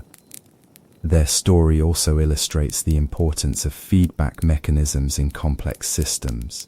The Habsburgs created a closed loop where their cultural beliefs prevented them from recognizing or responding to clear evidence that their strategies were failing. Without effective feedback mechanisms, they continued pursuing policies that were systematically destroying their ability to achieve their goals. Modern organizations and institutions can learn from this example by developing better systems for recognizing and responding to evidence of system failure. The Habsburg case demonstrates what happens when feedback is ignored, suppressed, or filtered out by cultural biases and institutional loyalties. In the end, the Habsburg genetic crisis represents one of history's most complete examples of how good intentions, combined with flawed assumptions and inadequate feedback mechanisms, can produce catastrophic results. Their story serves as both a fascinating historical narrative and a cautionary tale about the importance of remaining open to evidence that contradicts our most cherished beliefs. The dynasty that began with dreams of genetic perfection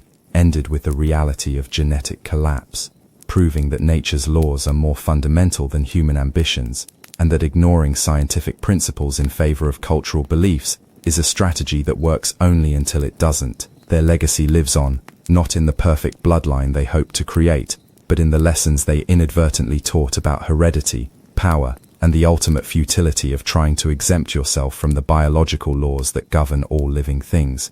But the Habsburg story doesn't end with Charles II's death and the collapse of the Spanish line, because while the most extreme example of their genetic experiment had reached its inevitable conclusion, the broader Habsburg family continued to grapple with the consequences of centuries of inbreeding, creating new chapters in this ongoing saga of genetics, power, and human folly. The Austrian Habsburgs, watching their Spanish cousins stumble toward extinction, faced a crucial decision.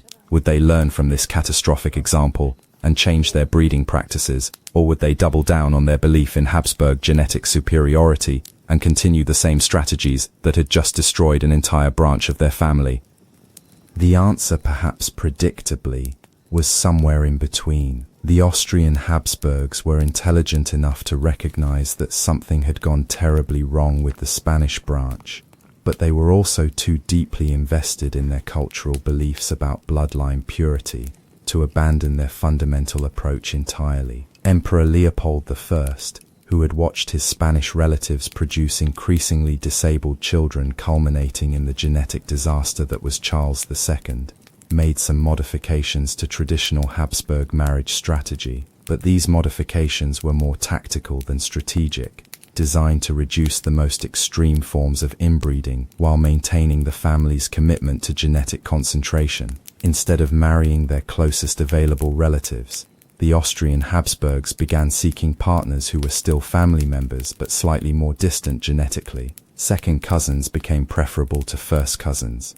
Nieces and nephews were chosen over siblings, and occasionally they even married individuals who were only related through great-grandparents rather than grandparents. These changes represented progress of a sort, but they were like treating a severed artery with a band-aid. The fundamental problem wasn't just the degree of relationship between Habsburg spouses, it was the entire concept of restricting marriage partners to a single family line over multiple generations. Emperor Joseph I, Leopold's son, married his first cousin Wilhelmine Amalia of Brunswick-Lüneburg in 1699, just 1 year before Charles II's death provided such dramatic evidence of where extreme inbreeding could lead. The timing of this marriage was almost cosmically ironic, Here was the Austrian Habsburg heir tying himself to another close relative, just as the Spanish example was demonstrating the catastrophic consequences of such unions. The marriage produced 2 daughters but no male heirs, and Joseph himself died young at age 32,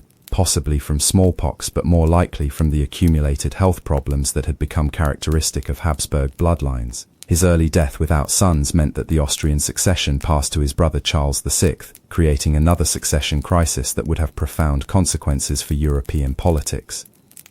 Charles VI, who had actually been a candidate for the Spanish throne before Philip of Anjou's selection, married his second cousin Elizabeth Christine of Brunswick-Wolfenbüttel in 1700. This marriage was slightly less genetically problematic than typical Habsburg unions, and it did produce surviving children, including the future Empress Maria Theresa. But even Maria Theresa, despite her political achievements and relatively successful reign, couldn't entirely escape the genetic legacy of her family's breeding practices. She suffered from various health problems throughout her life, and several of her children died young or experienced significant medical difficulties that suggested the Habsburg genetic burden was still affecting the family's health and fertility. Maria Theresa's own marriage choices reflected the ongoing tension between political necessity and genetic considerations that continued to plague the Habsburg dynasty.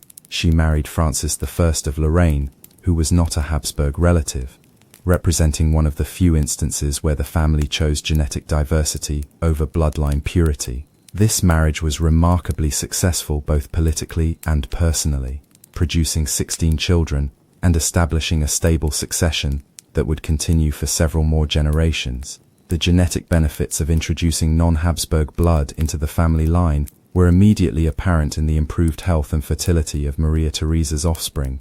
But old habits die hard, especially when those habits are deeply embedded in cultural identity and political strategy. Despite the obvious benefits of her own genetically diverse marriage, Maria Theresa couldn't entirely abandon Habsburg traditions when arranging marriages for her children. Several of her daughters married into other Habsburg lines or closely related families, perpetuating the pattern of genetic concentration that had caused so many problems for previous generations. The famous Marie Antoinette, Maria Theresa's daughter who became Queen of France, was herself the product of centuries of Habsburg inbreeding and carried genetic markers that would affect her own children's health and development.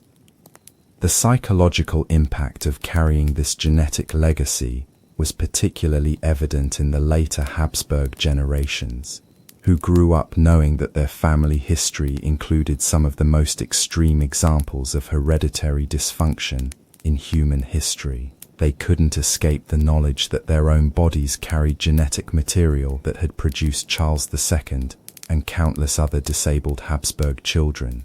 This awareness created a kind of genetic anxiety that permeated Habsburg family culture well into the 19th century. Every child born with even minor physical abnormalities was scrutinized for signs of the family's hereditary problems.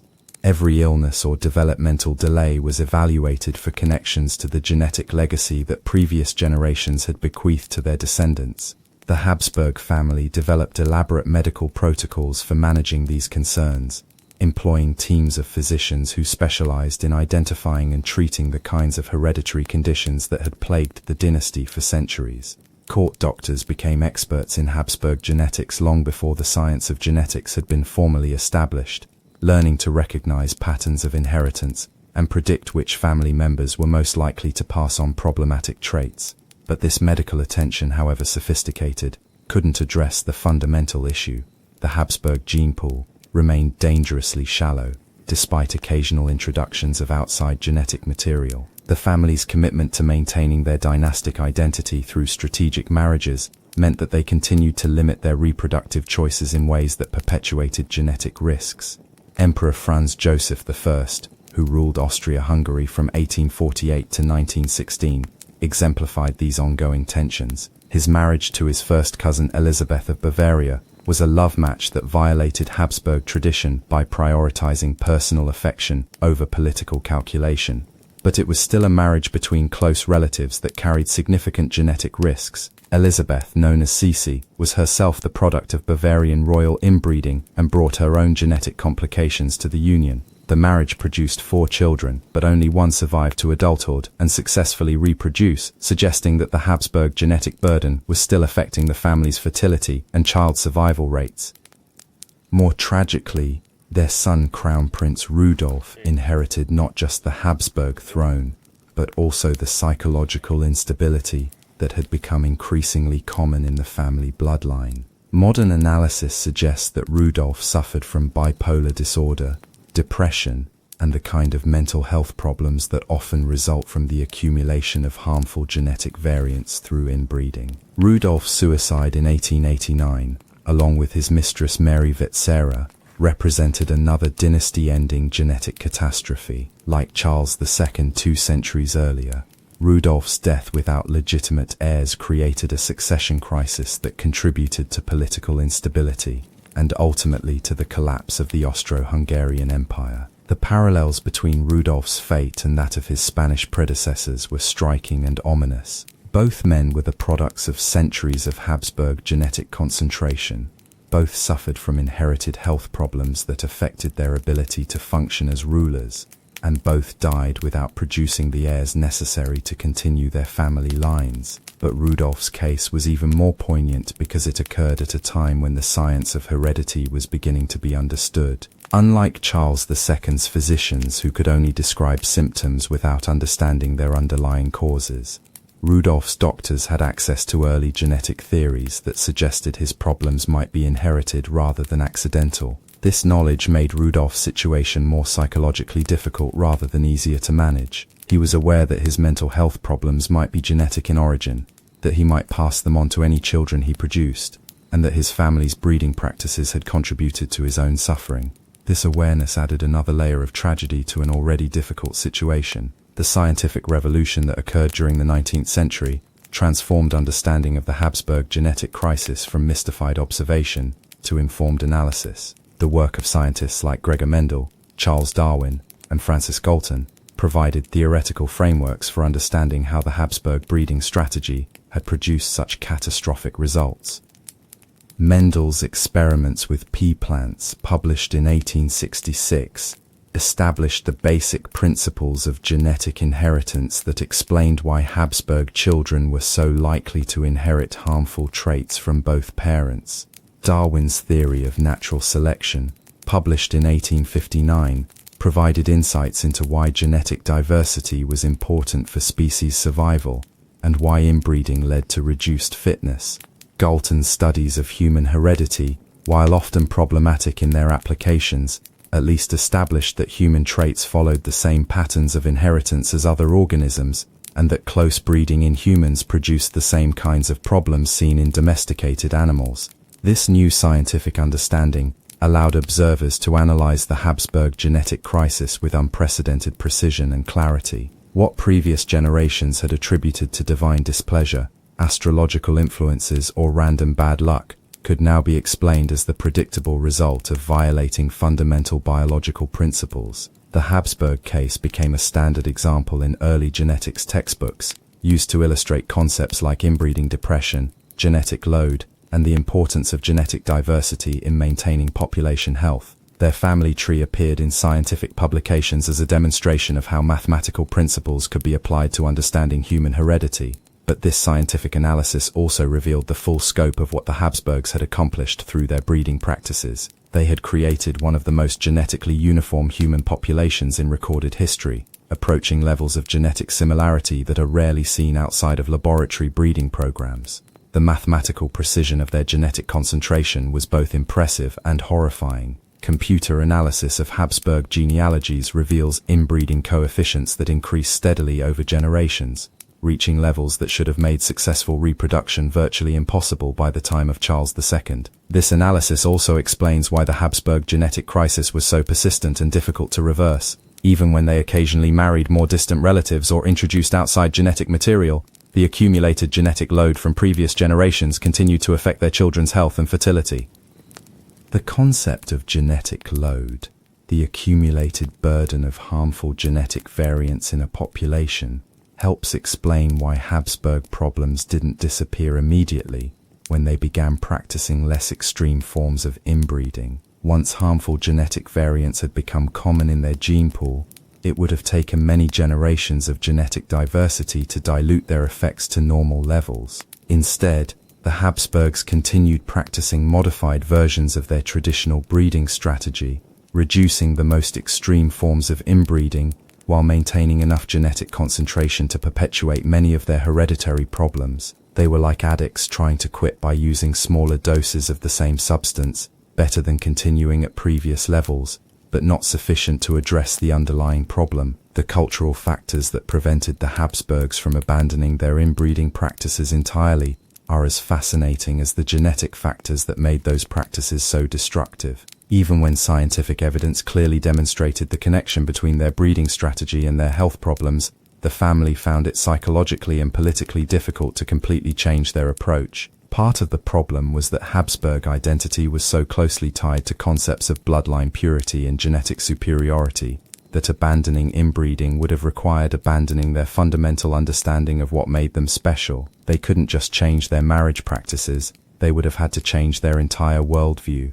The political implications were equally complex. Habsburg power was based partly on the claim that their bloodline was divinely blessed and genetically superior to that of other ruling families. If they admitted that their breeding practices were flawed, they would be undermining one of the key justifications for their authority. This created a kind of political and psychological trap where the Habsburgs couldn't acknowledge the full extent of their genetic problems without undermining their own legitimacy. They were forced to maintain the fiction that their bloodline was special, even as evidence accumulated that it was actually problematic. The result was a series of compromises and half-measures that reduced the most extreme forms of inbreeding, while preserving enough genetic concentration to maintain the family's sense of identity and political authority. These compromises were better than continuing the Spanish Habsburg approach, but they weren't sufficient to eliminate the genetic problems that centuries of inbreeding had created. The Habsburg genetic legacy continued to affect European royal families well into the 20th century through marriages and inheritance patterns that spread Habsburg genetic material throughout the continent's ruling classes. Many European royal houses carry Habsburg ancestry and the genetic variants that came with it, creating a kind of distributed genetic burden that affected multiple dynasties. This dispersal of Habsburg genetic material helps explain why so many European royal families experience similar health problems, fertility issues, and hereditary conditions during the 19th and early 20th centuries. The Habsburg genetic crisis wasn't contained within a single family line but spread throughout the interconnected network of European aristocracy. The famous hemophilia that affected the descendants of Queen Victoria, for example, wasn't directly related to Habsburg genetics but represented a similar pattern of hereditary disease spreading through royal families due to their limited marriage choices and genetic isolation from broader populations. These parallel examples of genetic problems in other royal families provided additional evidence for the importance of genetic diversity and the dangers of sustained inbreeding. The Habsburg case wasn't unique in its basic patterns, just more extreme in its concentration and more dramatic in its ultimate consequences. The collapse of most European monarchies during and after World War I partly reflected the broader failure of aristocratic systems that had become too isolated from their populations and too compromised by their own genetic and cultural limitations. The Habsburg genetic crisis was both a symptom and a cause of these broader systemic failures. The end of the Austro-Hungarian Empire in 1918 marked the final collapse of Habsburg political power, bringing to a close a dynasty that had ruled various European territories for over 600 years. Unlike the Spanish branch, which had ended through genetic extinction, the Austrian Habsburgs were brought down by military defeat and political revolution.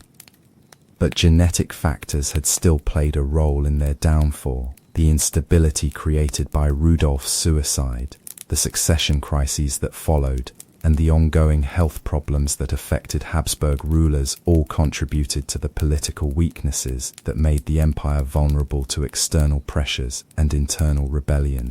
The last Habsburg emperor, Charles I, abdicated in 1918 and went into exile, ending nearly 7 centuries of Habsburg rule. His descendants continue to this day, but they are private citizens rather than ruling monarchs. finally freed from the political pressures that had perpetuated their family's genetic isolation for so many generations. Modern Habsburg descendants have largely abandoned the marriage restrictions that characterized their ancestors, choosing spouses from diverse genetic backgrounds and producing children who don't carry the concentrated genetic burden that plagued previous generations. The family's genetic diversity has been restored through integration with broader populations, effectively ending their long experiment in bloodline concentration. The scientific legacy of the Habsburg genetic crisis continues to influence modern genetics, medicine, and public health policy. Their case remains a standard example in genetic counseling, used to help patients understand the risks associated with marriages between closely related individuals. Medical professionals studying rare genetic disorders often reference Habsburg genealogies when trying to understand how harmful genetic variants can become concentrated in small populations. Their family tree provides a historical example of genetic principles that are still relevant for contemporary healthcare.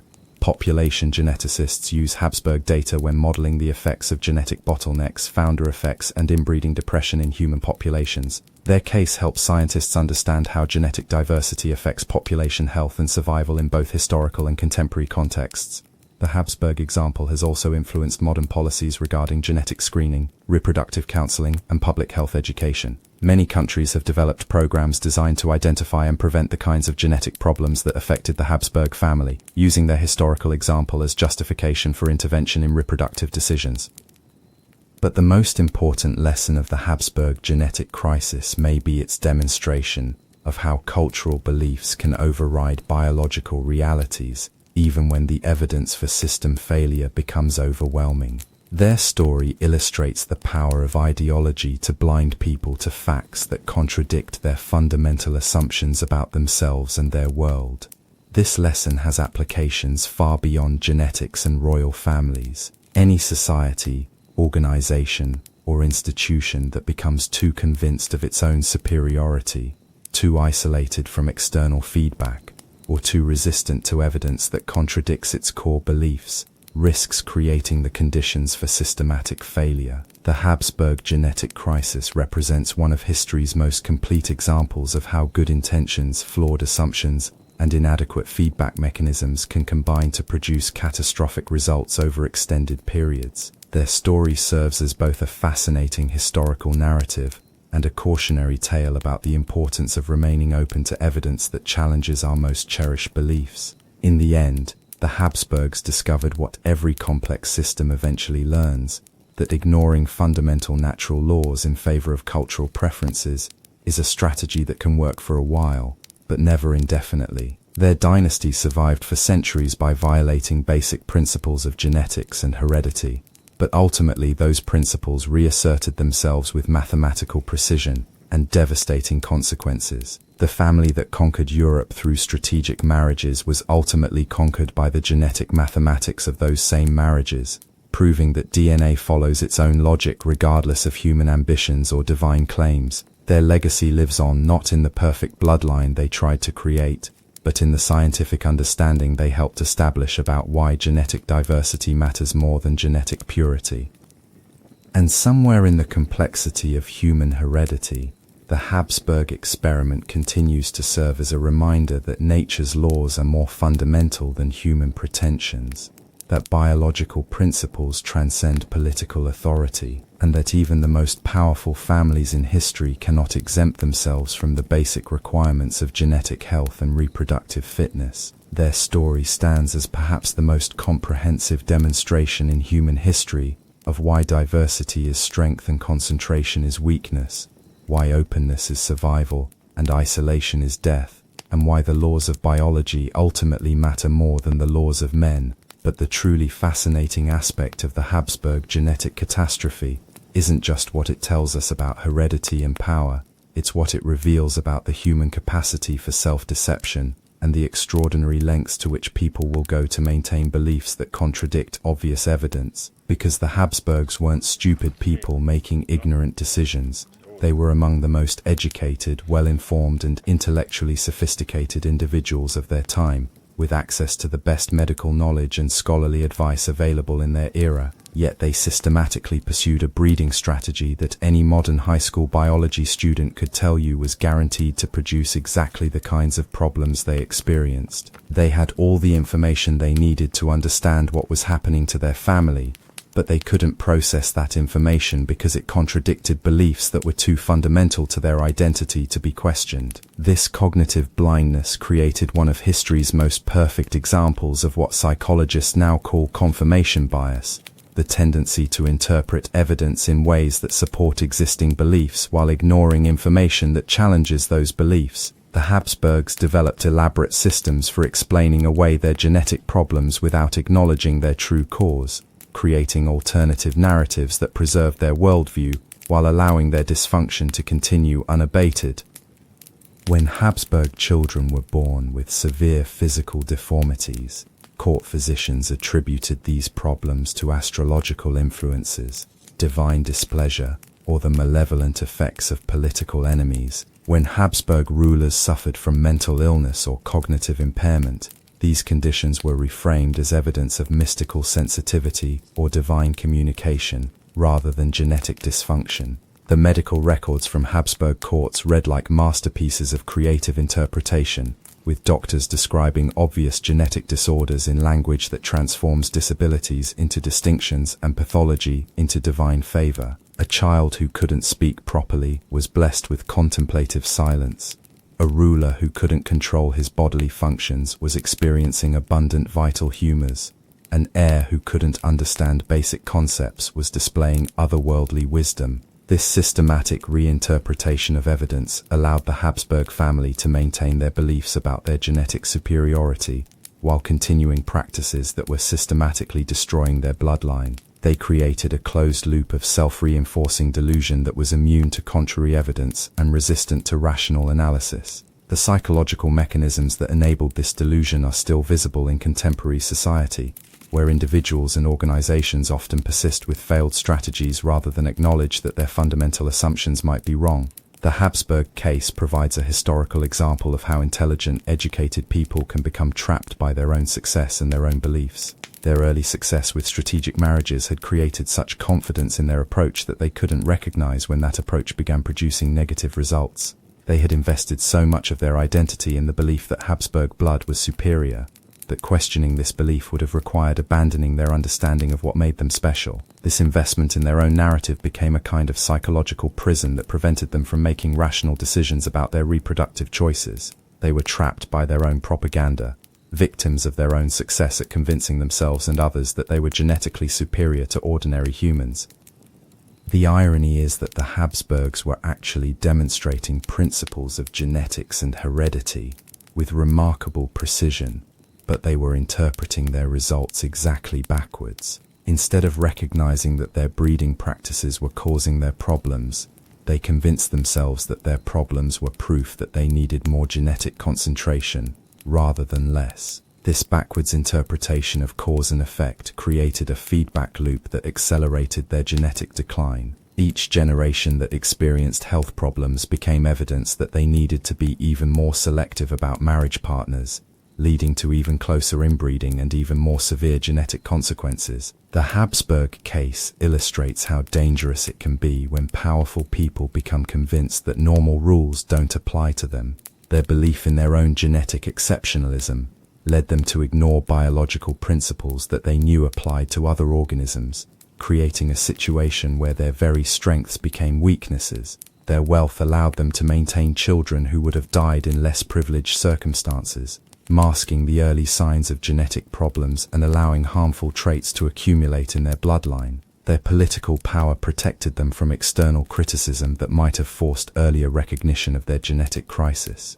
Their cultural authority allowed them to redefine reality in ways that preserved their self-image while ignoring contradictory evidence. These same advantages that had enabled their rise to power ultimately contributed to their downfall by insulating them from the feedback mechanisms that might have forced them to change their behavior before the damage became irreversible. They were too successful, too powerful, and too convinced of their own righteousness to recognize that they were systematically destroying themselves. The Habsburg genetic crisis also demonstrates the intergenerational nature of certain kinds of systematic failure. The decisions made by 16th century Habsburg rulers created problems that wouldn't fully manifest until the 17th century, while the consequences of those problems continued affecting Habsburg descendants well into the 19th and 20th centuries. This temporal displacement of cause and effect made it particularly difficult for the Habsburgs to recognize the connection between their breeding practices and their genetic problems. The people making the marriage decisions weren't the ones who would suffer the most severe consequences, creating a moral hazard that encouraged continued risk-taking. Charles V, who established many of the marriage patterns that would eventually destroy the Spanish Habsburg line, lived a relatively normal life and died of natural causes at age 58. He never experienced the severe genetic problems that his breeding decisions would eventually produce in his descendants, so he had no personal incentive to change his reproductive strategy. Similarly, Philip II, whose marriages to close relatives significantly increased the genetic load carried by his descendants, managed to function reasonably well as a ruler despite his own inherited problems. His personal experience didn't provide clear evidence that his breeding choices were creating serious risks for future generations. This disconnect between decision-making and consequences created a situation where each generation of Habsburg rulers was essentially gambling with their descendants' genetic inheritance without fully understanding the stakes or the odds. They were playing a game where the rules weren't clearly understood and the results wouldn't be apparent until it was too late to change strategies. The mathematical precision with which the Habsburg genetic crisis unfolded provides a fascinating example of how complex systems can exhibit predictable patterns, even when the individuals within those systems don't understand the underlying mechanisms. The Habsburgs were following the laws of genetics with remarkable consistency, but they were doing so unconsciously and without comprehension of the principles they were demonstrating. Modern computer modeling of Habsburg genealogies reveals patterns that are so regular and predictable that they almost look like the results of a controlled scientific experiment. Inbreeding coefficients increase steadily over generations, genetic diversity decreases at measurable rates, and the frequency of hereditary disorders follows curves that match theoretical predictions about inbreeding depression. This mathematical regularity suggests that the Habsburg genetic crisis was not a random accident or a result of bad luck, but rather the inevitable consequence of consistently applying a flawed strategy over multiple generations. They created their own genetic disaster through systematic adherence to principles that were fundamentally incompatible with biological health. The precision of their genetic decline also helps explain why their problems were so persistent and difficult to reverse. Once they had established patterns of close inbreeding and accumulated significant genetic load in their bloodline, it would have taken many generations of genetic diversity to restore their reproductive fitness to normal levels. Instead, they continued practicing modified versions of their traditional breeding strategy, making incremental changes that were insufficient to address the underlying problem while maintaining enough genetic concentration to perpetuate their hereditary difficulties. They were like someone trying to cure alcohol poisoning by switching to wine instead of whiskey. Technically an improvement, but not enough to solve the fundamental problem. The Habsburg case also provides insights into how genetic problems can affect not just individuals but entire social and political systems. Their genetic crisis wasn't just a private family matter, it had consequences that rippled throughout European civilization for centuries. The Spanish succession crisis triggered by Charles II's childlessness led to a war that lasted over a decade and reshaped the balance of power in Europe. The instability created by Rudolph's suicide contributed to the tensions that eventually led to World War I. The broader pattern of genetic problems in European royal families helped undermine the entire system of hereditary monarchy that had dominated Western civilization for over a millennium. These political consequences demonstrate how genetic health and political stability can be intimately connected, especially in systems where power is inherited rather than earned. When rulers are chosen based on their bloodline rather than their competence, genetic problems in those bloodlines become public policy problems that affect entire populations. The Habsburg example shows what happens when the biological requirements for effective leadership conflict with the cultural requirements for legitimate authority. Their system demanded that rulers be chosen based on genetic inheritance, but genetic inheritance was producing rulers who were increasingly unfit to govern effectively. This tension between legitimacy and competence created impossible situations where Habsburg rulers were expected to make complex decisions affecting millions of people despite carrying genetic burdens that compromised their cognitive abilities, emotional stability, and physical health. The result was a gradual decline in governmental effectiveness that contributed to the empire's eventual collapse. Modern democratic systems have largely solved this problem by separating legitimacy from heredity, choosing leaders based on their abilities rather than their ancestry. But the Habsburg example remains relevant as a cautionary tale about the dangers of any system that prioritizes genetic or cultural inheritance over competence and merit. The psychological impact of the Habsburg genetic crisis extended far beyond the immediate family members who suffered from inherited disorders. The knowledge that their bloodline was compromised created a kind of genetic anxiety that affected Habsburg family culture for generations, influencing everything from marriage decisions to child-rearing practices to political strategies. Habsburg children grew up knowing that they carried genetic material that had produced some of the most disabled rulers in European history. This knowledge created psychological burdens that were often as difficult to bear as the physical problems they inherited. They lived with the constant awareness that they might pass on genetic problems to their own children, creating multi-generational cycles of guilt and anxiety about reproduction. This genetic anxiety also affected Habsburg courtiers, advisors, and subjects, who had to navigate the complex emotional and political landscape created by serving genetically compromised rulers. Court physicians developed specialized expertise in managing both the medical and psychological aspects of hereditary disorders. Diplomats learned to work around the limitations of rulers whose genetic inheritance interfered with their ability to conduct international relations effectively. The broader European aristocracy watched the Habsburg genetic crisis with a mixture of fascination and horror, understanding that similar problems could potentially affect their own families if they made similar reproductive choices. The Habsburg example served as a cautionary tale that influenced marriage patterns throughout European nobility for centuries. This broader cultural impact of the Habsburg genetic crisis helped establish new norms about royal marriages and acceptable degrees of inbreeding that persist in modified forms today. Modern royal families generally avoid the extreme forms of close inbreeding that characterized Habsburg practice, partly because the Habsburg example demonstrated so clearly what could go wrong when genetic diversity was sacrificed for other considerations. The scientific legacy of the Habsburg case extends beyond genetics into fields like psychology, anthropology, and political science. Their story provides a historical example of how cultural beliefs can override rational decision-making, how power can insulate people from the consequences of their choices, and how systematic errors can compound over time to produce catastrophic results. Researchers studying organizational failure, institutional dysfunction, and systematic decision-making errors often reference the Habsburg example as an illustration of how intelligent people can persistently pursue strategies that are objectively harmful to their own interests. Their case demonstrates the power of cultural indoctrination to override rational analysis even when the stakes are existential. The Habsburg genetic crisis also provides insights into the relationship between individual choices and collective outcomes. Each Habsburg marriage was an individual decision made by specific people for particular reasons, but the cumulative effect of these individual choices was a collective disaster that affected entire populations across multiple continents. This disconnect between individual rationality and collective irrationality illustrates important principles about how complex systems can produce unintended consequences, even when individual actors are behaving reasonably according to their own understanding and incentives. The Habsburgs weren't trying to destroy their dynasty, they were trying to preserve and strengthen it through what they believed were the best available strategies.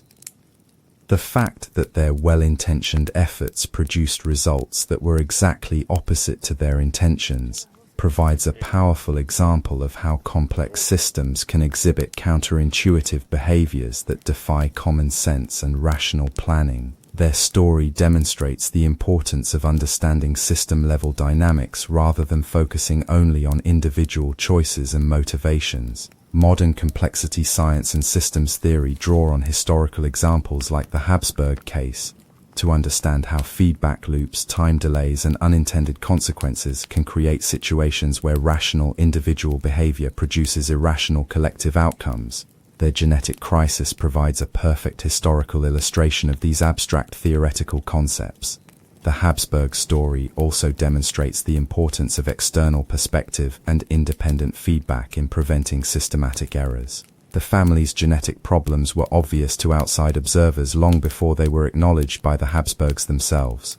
But the family's power and cultural authority prevented external critics from effectively challenging their reproductive strategies. This isolation from external feedback created a kind of echo chamber, where the Habsburgs could maintain their delusions about genetic superiority without being forced to confront contradictory evidence. They surrounded themselves with advisors and physicians who were economically and politically dependent on Habsburg favor, creating incentives for these experts to provide reassuring rather than accurate assessments of the family's genetic health. Modern organizations and institutions can learn from this example by developing systems that encourage honest feedback and independent evaluation, even when that feedback contradicts the beliefs or interests of people in positions of authority. The Habsburg case demonstrates what happens when powerful people become too insulated from criticism and too convinced of their own infallibility. The ultimate lesson of the Habsburg genetic crisis may be that no individual, family, or institution, no matter how powerful, wealthy, or successful, can indefinitely ignore fundamental natural laws without eventually paying a price. The Habsburgs managed to violate basic principles of genetics and heredity for centuries, but ultimately, those principles reasserted themselves with mathematical precision and devastating consequences. Their story serves as a reminder that reality has its own logic that transcends human wishes, cultural beliefs, and political authority. The laws of biology operate independently of human desires and remain in effect regardless of whether people choose to acknowledge or obey them. In the end, the Habsburg genetic experiment stands as one of history's most complete demonstrations of both human ambition and human limitation. They achieved remarkable things through their strategic marriages, conquering vast territories and accumulating enormous wealth and power. But they also discovered that there are limits to what can be accomplished through willpower and determination alone, boundaries that cannot be crossed without paying prices that may not become apparent until it's too late to avoid them. Their legacy lives on not in the genetic perfection they sought to achieve, but in the scientific understanding they helped establish about why that perfection was impossible to attain through the methods they chose. They failed to create superior human beings through genetic concentration, but they succeeded in demonstrating why genetic diversity is essential for human health and survival. And perhaps that's a more important legacy than any throne or empire could have provided.